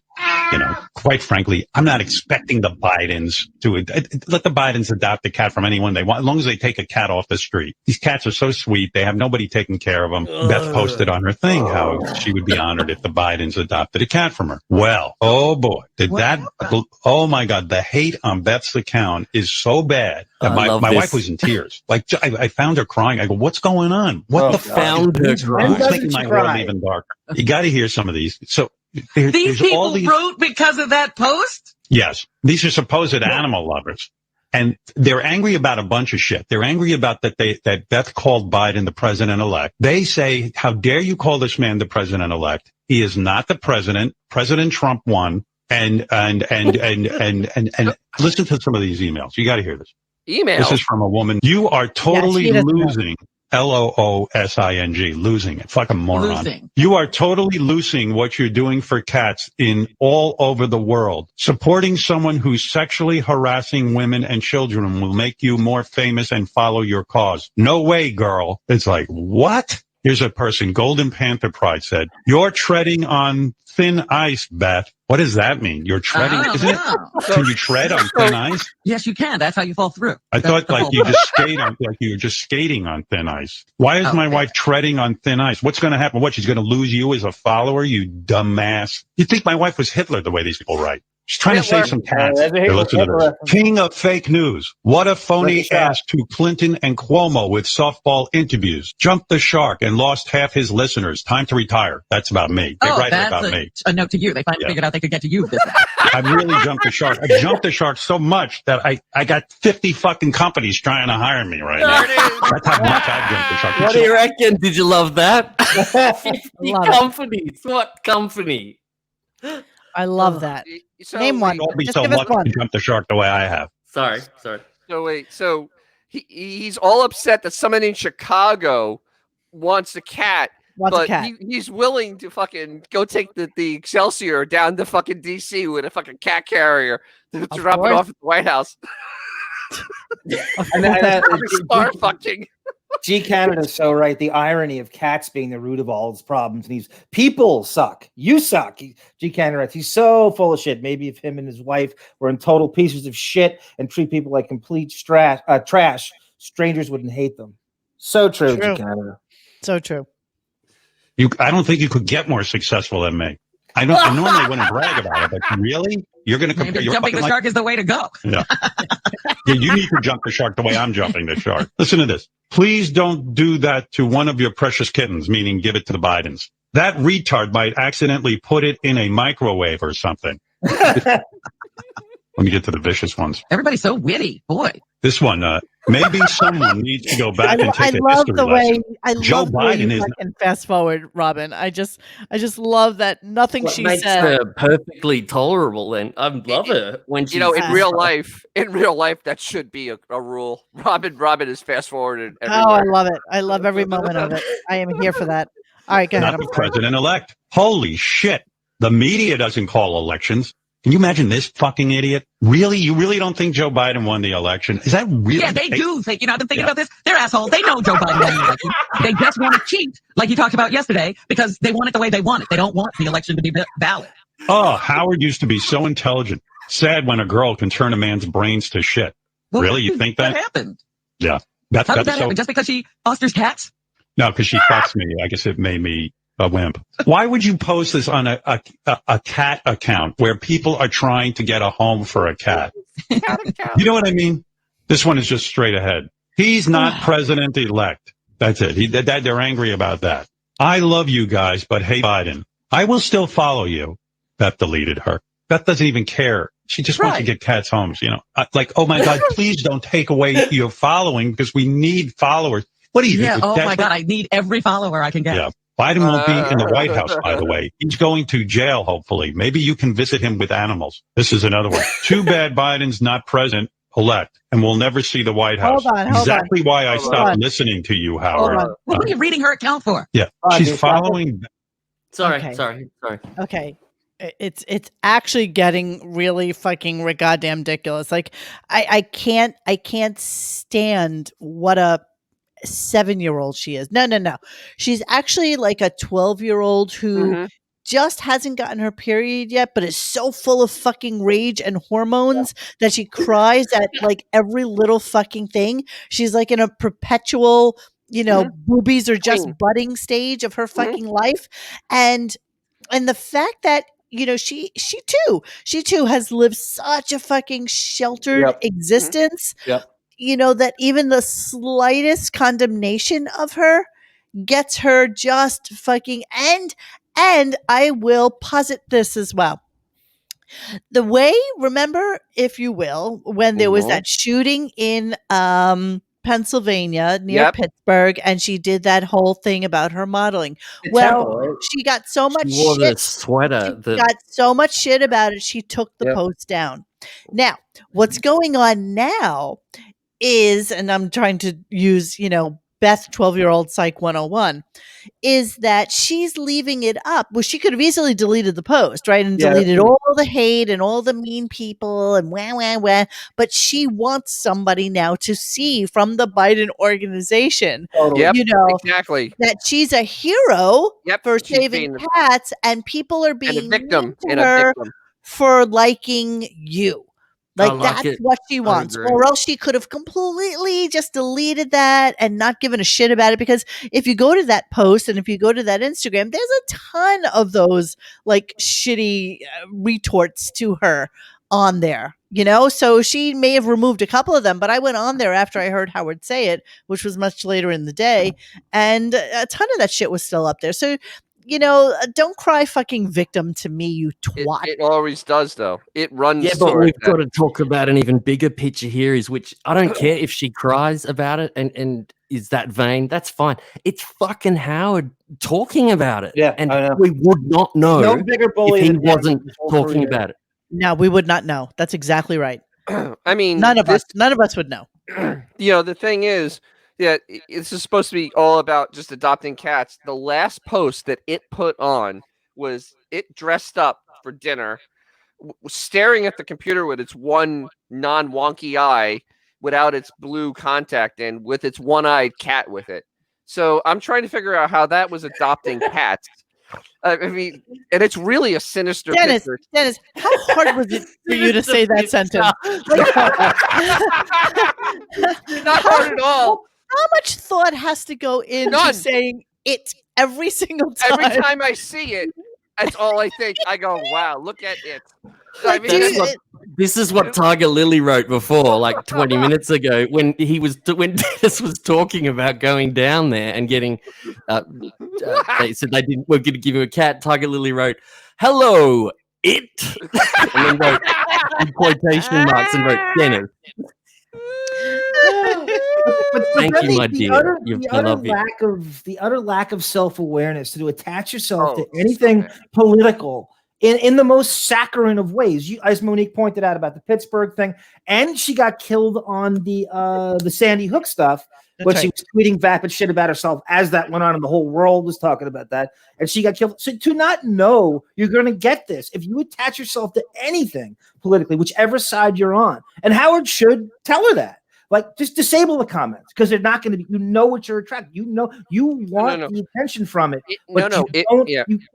She knows it's going to attract Trump trolls. It wants to have that so it can have its white knights come and save it because it is That's an very angel. true.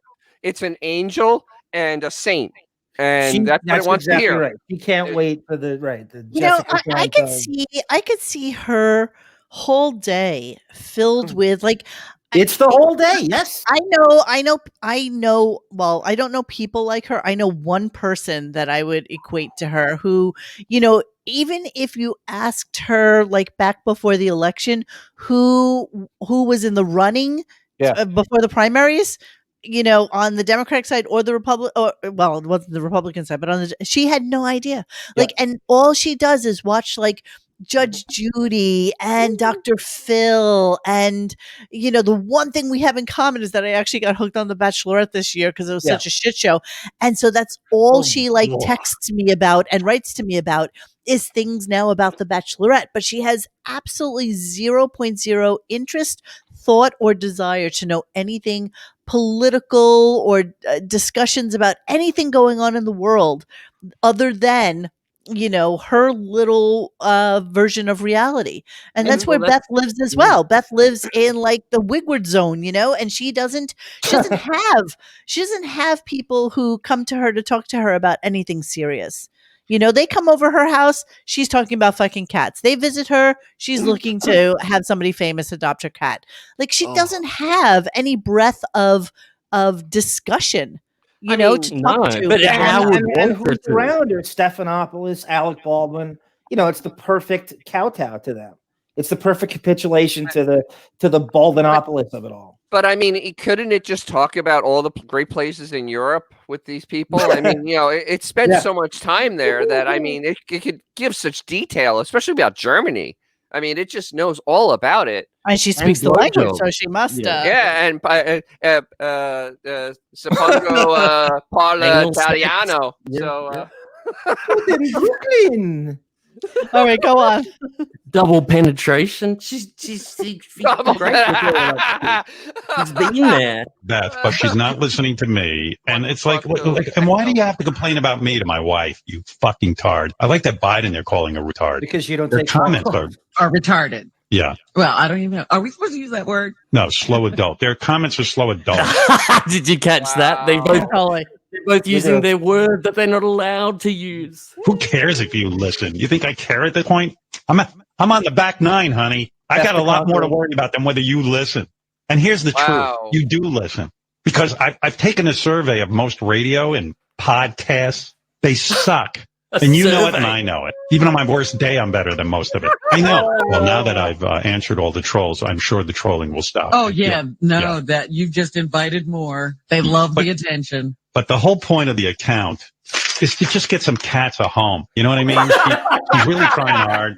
I think Beth would have gotten less of a... That's just by the fucking calendar mode, really. So she said, we're trying to get a cat for Osama bin Laden Jr. Yeah, but anyway, it is really weird to wake up to a cat adopting thing that we foot the whole bill for, really. And people are like, it's just endless, the amount of problems. People want a parent so badly because they can't conduct their own life. They adopt a cat. Then they write us, my cat threw up. My cat isn't using the litter box. What, and big angry in caps. My cat isn't using the litter box. That's the job. What are we supposed to do? How about fuck yourself? Sorry, John.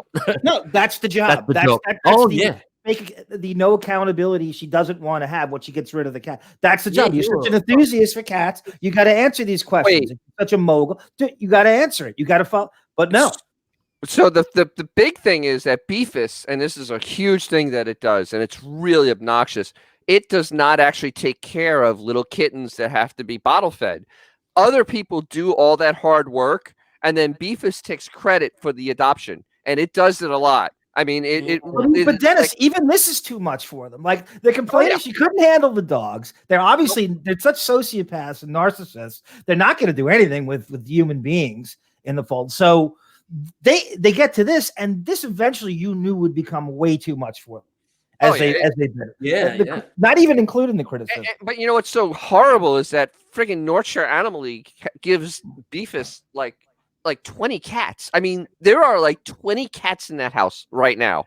Yeah, it's a shit show. And I mean, and this thing had a cat taken away from it. Buddy the cat was taken away because it was going to die in its care. That's why the veterinarian took it away.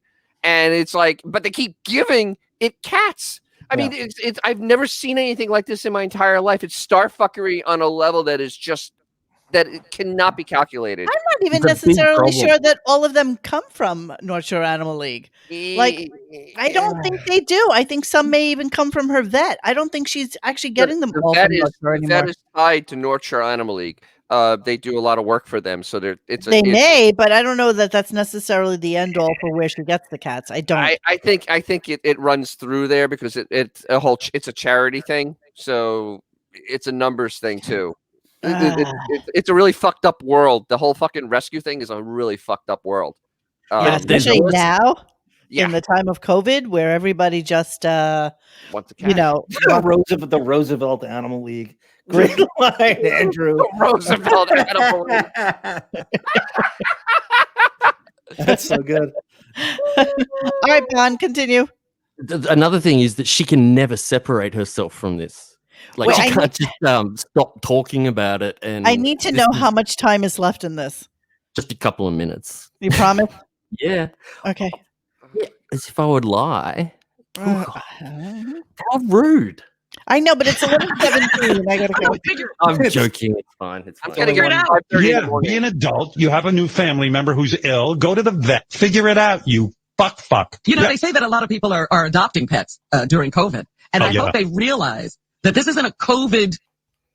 It's not a temporary COVID situation having a pet, and then all of a sudden the shelters are going to get full when they go back to work. It's like, dear Beth, I'm moving and they don't accept cats here. We adopted 2 cats from you 3 years ago. Or it's like, we've got a cat 2 years ago. If you don't take the cat, we're just going to take it to a kill shelter. And like, whoa, what? You have Thank you. cat? Thank you for all your help.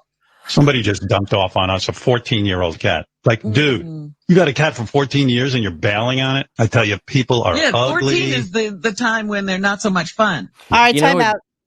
It's almost done. There's 10 seconds left. It just dawned on me.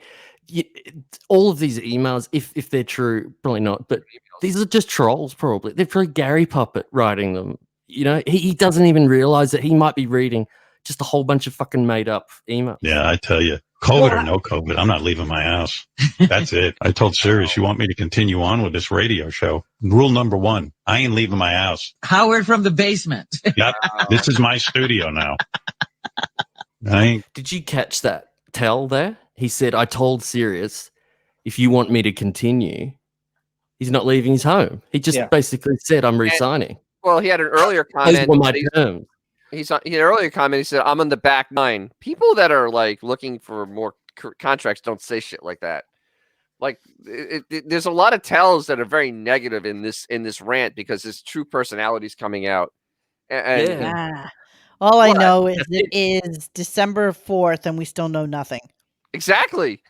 Well, no, I looked up last time and it was the 15th or the 16th of 2015 that he announced it. Something like that. Yeah. It's last week on air. That was his last week. Because then he was off on vacation for Christmas through New Year's.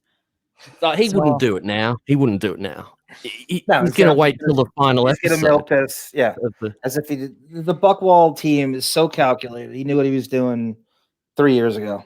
There's nothing about this that hasn't been. You really think he's leaving this to this? He knows exactly what he's doing. He was OBOing it. He's looking for a better offer, something that'll be easier and lazier for him to do. And if that's not out there for the amount of money that he wants to get paid, then he's like, well, fuck it. They still want me and they're still going to pay me. So that's what I'm going to do. Yeah. The more he sits around watching the 16 hours of TV a day, he views people as beneath him getting these Netflix deals and Amazon. He's like, well, I can do. And once he realizes, oh my God, the only thing I can do is this radio show because everything else I do is complete. I won't put it work. I'll fail on TV over and over again. Everything else this is the only thing radio show. Yep. Everything is the show. That's all he knows how to do is the show. And, you know, especially with David Letterman going into another Netflix interview show where he's interviewing interesting people. I like we said in the last one, I'm really all tapped out with people. I give a rat's ass about Howard Stern interviewing. I don't care. I don't care. If you look at YouTube views too, a lot of huge celebrities don't get a lot of views. Like, I'm amazed sometimes at the big stars that don't get a lot of views on just a straight YouTube interview. Well, you got to remember that people are overexposed. I mean, every major celebrity is way overexposed now, so there's really no scintillating reason. Right, and they overexpose themselves. They overexpose themselves. So there's Because, no. I mean, you're getting into that business because you're an attention whore and you can't get enough attention, and you keep going for, and you never realize that you can get indigestion on attention, and that's the point we're at. Dennis is absolutely right. But Well, you and can't get enough. especially during the time of COVID, where they're not out on red carpets and getting dressed up and looking gorgeous and people fawning over them, they're not getting that. Yes. They're like fucking vampires and they need that blood to exist. So that's why they've all thrown themselves out there with like bikini shots and things that they're doing because they're so fucking thirsty for that attention that they're not getting right now. That they are their own self promoters. Absolutely. And just think how bad Beefus is doing right now because it doesn't have a red carpet to trot down. It doesn't have any type of places, any party. Howard's there all the time. And Howard's there all the time. And fall down the stairs. The whole cat thing with did you really think she was going to interact with commoners any more than just dropping the cat off and taking credit for it? And when these people, if it's real and whatever, these people are such rubes, they don't realize how the huckster and what con artists they really are when they have a follow-up question and God forbid they ask for some advice as she's positioning herself as a cat expert. She can't handle it. She can't keep up with any accountability whatsoever. To think commoners are going to have regular interactions with her. How stupid are you? It's like original St. John's. The gift she always uses of Beth on the TV show, holding the kitten, and the girl standing next to her tries to help her, and she just turns away and shoos the girl off. It's an awkward moment. That's her to a T, as to what you're saying, John. That's how everybody's scum. Yep. Yeah. Oh, Judy Boo Booty. All right, good question. Who do you think from the staff is going to get cut? They're all expendable. I mean, everybody's expendable. Everyone except the Buckwall clients. Yes, okay, that's the best answer, Dennis. Well, yeah, but the Buckwell clients don't write the bits in the back room or run the tapes. So you know what I'm saying. The back office. Benji is a Buckwall client. Okay, but Benji doesn't run like boards or ops or Monique means the engine of the machine is all the lowly paid fucks. None of those people are Buckwald clients. I was told that Buckwald is gonna suck this teat until he can no longer suck it because he is their Buckwald Inc. worldwide's only. Planning on dying soon though? Isn't he 80 or his 75? daughter is running it, right? He's evil, so he'll live forever. Exactly. Only good they're young. He plans on, letting the Buckwald Inc. suck the Howard tit for as long as they humanly can. And he is the singular, like heads and tails above everyone else. He is their highest paid client, period. Like there's nobody even close to him in terms of how much in America he's the highest paid. And anybody else that's on that show that is a client other than Robin and Fred, they're just doing a favor for Howard for. When you went over the Buckwald client list, I kind of Ralph Macchio was one of them. We listened to the voiceovers, and I always was like, what the hell is the connection between Artie and Ralph Macchio and Beer League? I had no idea he was a Buckwald client. It all goes back to when you can't figure something out and why. It's all about Buckwald. Yep. Yeah, I agree. I got a quick question. This is a bit silly, but do you think that Howard could actually negotiate it down to 2 days and obviously a lot less money, but 2 days? Do you think we could be copping that soon? That could happen. It was posted before, and I calculated out 112 hours a year. So I'm dead serious. 112 hours. That's what it works out to. If he does what? All right, he does 2 shows a week, 3-hour shows, 38 weeks a year. It's 112 hours. Fucking exactly what he aimed for. It's exactly what he aimed for. That son of a bitch. But seriously, I would be surprised. I would just be like, "Oh my god!" Would you guys actually be surprised or no? No, If I he wouldn't could be do surprised. 2 days, how could What- you have a show that's only But 2 days? what I wonder, Interviews. I don't know. I don't necessarily know if his ego would let him do this, but I wonder if he would fill out the rest of the time with, because I had heard that Sal was in negotiations for a show as well as Ugh. somebody else. So Really? maybe Ugh. there's something where he's, finally gonna fucking grow up and Well, be able to pass the baton in some fashion. let's also remember the giant elephant in the room that Sirius owns those Robin? tapes for the next 7 years. Besides Robin, they own those tapes for the next 7 years, and they need a place to play them because they paid a lot of money for those tapes. So Yeah, I can't see anybody else having shows on that except they're going to be playing reruns when he's not on because they have to get their money's worth out of it at this point. And I Rashawn can't even Pickens, imagine. I can't imagine. I that's what they're can't gonna imagine do. that being enough for them. But okay, it'll be interesting to see. I mean, we 20 have 2 years, weeks. 20 years of tapes. We have 2 weeks to know. So, hey, Bon Jovi, you were done with clips, yeah? Because I wanted to do a little Mr. Whiskers moment. Do it. Yeah, I'm done. I closed the window just before. Because So I we're- had to you're get good. the okay that this was confirmed. But I Right. hate this fucking guy, so I'm really happy to Wait, play it. I'm going to answer a question by Judy Boboody. Yeah. Does Howard love numerology? Yeah, I was Yes, just gonna it's say his that. birthday. 112 It's so is his creepy. birthday. His company is 112 Productions. Yes. Is He does 112 shows. a year. I thought it was cuckoo in the beginning, and then we started to, really, really dig. It's psychotic how insistent it really is. And Dennis, you were all over this right from the beginning. It's that David Allen, Marcy Turk, fucking GTD cult bullshit. It's all in there. Numerology is every bit a part of that. Yeah. It is really, really creepy. Agreed. All right, it's 11:30. Let me play a little Whiskers, and then I'm going to actually end the show with Bon Jovial's fantastic Hitler thing. I was going to play Xavier's one, but Bon's is so funny and so relevant to Just today. play Xavier's. Play Xavier's because we already played mine. Oh, it's so fucking funny. I've put it a lot up. of people haven't I've listened made to a it. link to mine and on Oh, radio. and I put one on Twitter as well. All right, so let me just play Whiskers Whatever you want moment. to do. Okay, let me play Whiskers moment. Hang on. MW 7 Mary 3. Are you blathering over there? It's Weirdo? blathering. So let's talk about what John's going to sing. Can we get that in the chat? Is everybody- Can I play the fucking clip now? I thought you were taking a bit longer, so I was just what do they call it? Vamping for you. Grooving. You're grooving. Okay, here it goes. Hopefully. Meow.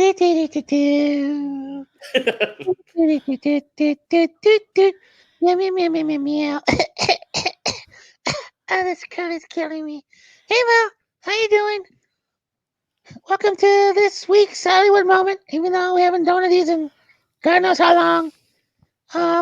Hope everything's good with you guys. Hi, John. How's everything? Hi, X-Man. Killing me. Anyway, today's Hollywood moment. Well, let's just say there's been happier Hollywood moments. It's not a very good year for the name Scott and employment.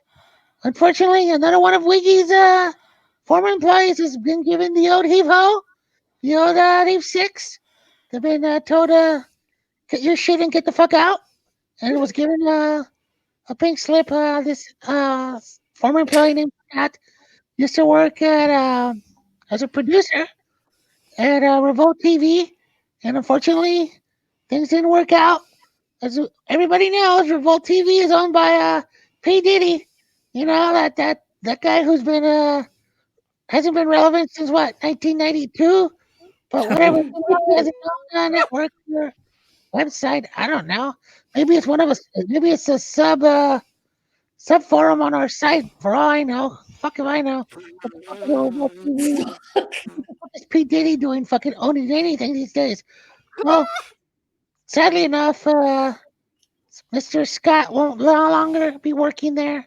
It's kind of sad, things were going so beautiful, and nothing says I hate you more than getting fired right before Christmas. What a dick move. But hopefully there'll be greener pastures for Scott. You know, you never know. MC Hammer could have his own network. For all we know, Coolio's burning it up with his own channel or network or whatever. Coolio. Things happen. I don't know what's the Tribe Called Quest doing these days. Scott. Tribe Called Quest. You never know which obscure 90s rapper is going to hire you next. I don't know what's Lauryn Hill doing these days. Fuck, I know.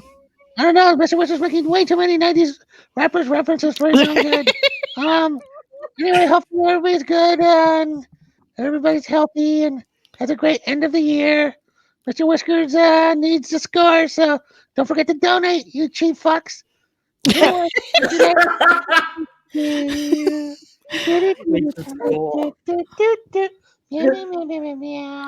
So let me tell you the backstory to this. Bizarre. It really is. It's so unique. You're not gonna find it.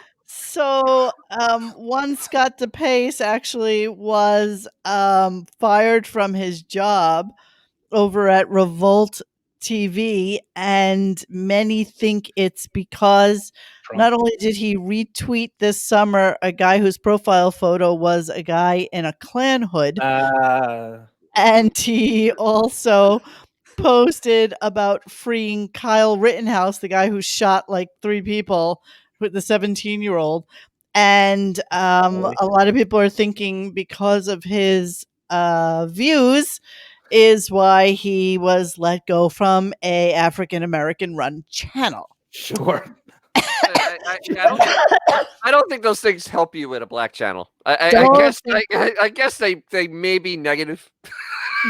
That might be construed to be a little bit on the negative side. Yeah, yes. that could be. It could hurt relations just a little bit. Just a snurch. And See, so nothing good comes from this social media shit. Nothing good, especially political social media. That's and you really know, stupid. People love to, rile him a little bit because, he'll reply and he'll, talk back and say, shut the fuck up. And, who are you? And shit like that.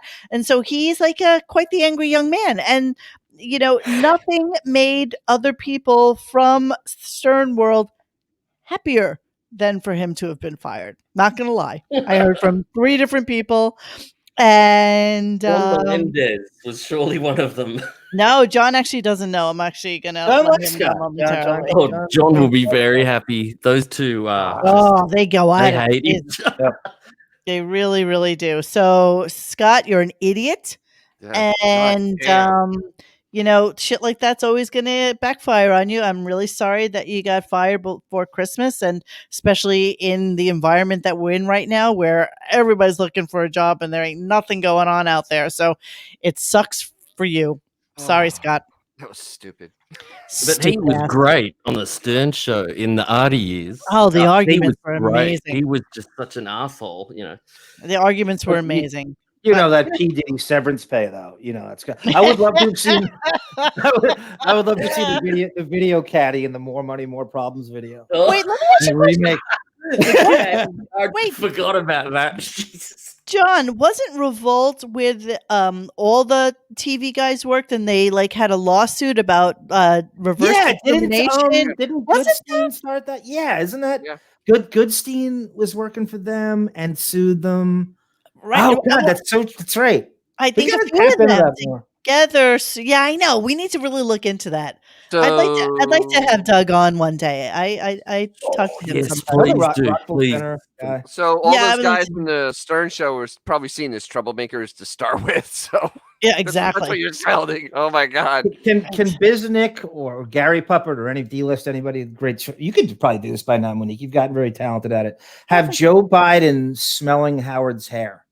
You know how Biden is known for Consider it done from those guys, John. Consider it done. I'll make sure that happens. I'll lean in with the. All right, so I will end with this classic Hitler rant. If anybody has not heard the Bon Jovial one, by all means, either go to Bon or my or Dennis's or John's Twitter. You should be following us anyway. or go onto the website at radiogunk.com at the forum section. We are also doing our weekend fundraiser. We haven't done one in over a year and a half. So we did, in fact, beg for money this week. So it'll only be up for Friday, Saturday, and Sunday. And you should know that if you do donate to the site, that it is completely anonymous unless you want to tell us who you are. I have no idea who the fuck you are. I thought you said it was going to be tax deductible, but oh shit. No. And sorry, we're not a charity. God damn it. But we do put the money for the most part back into the show, and maybe I'll start saving up a little bit of money and help fund Whack Jagner getting a new fucking computer or something, because God knows he needs it. All right, so what I'm going to leave you with is the classic Hitler moment that Xavier did 1,000 years ago. And what it was at the time is when Mutt had closed down Stern Fan Network, and the fact that he was supposedly getting money for it, and what a fucking rube he was about actually, losing out on any kind of financial gain. So Stern Fan Network was, I don't know, us plus the dog shed times 1,000. How many people were there? It was great. It was. I don't know how many of you were. Dennis, you were never on there. That was never on there. Yeah, it was phenomenal. A lot of people in the chat, I'm sure, were late 90s, early 2000s into Sirius. It was at its peak.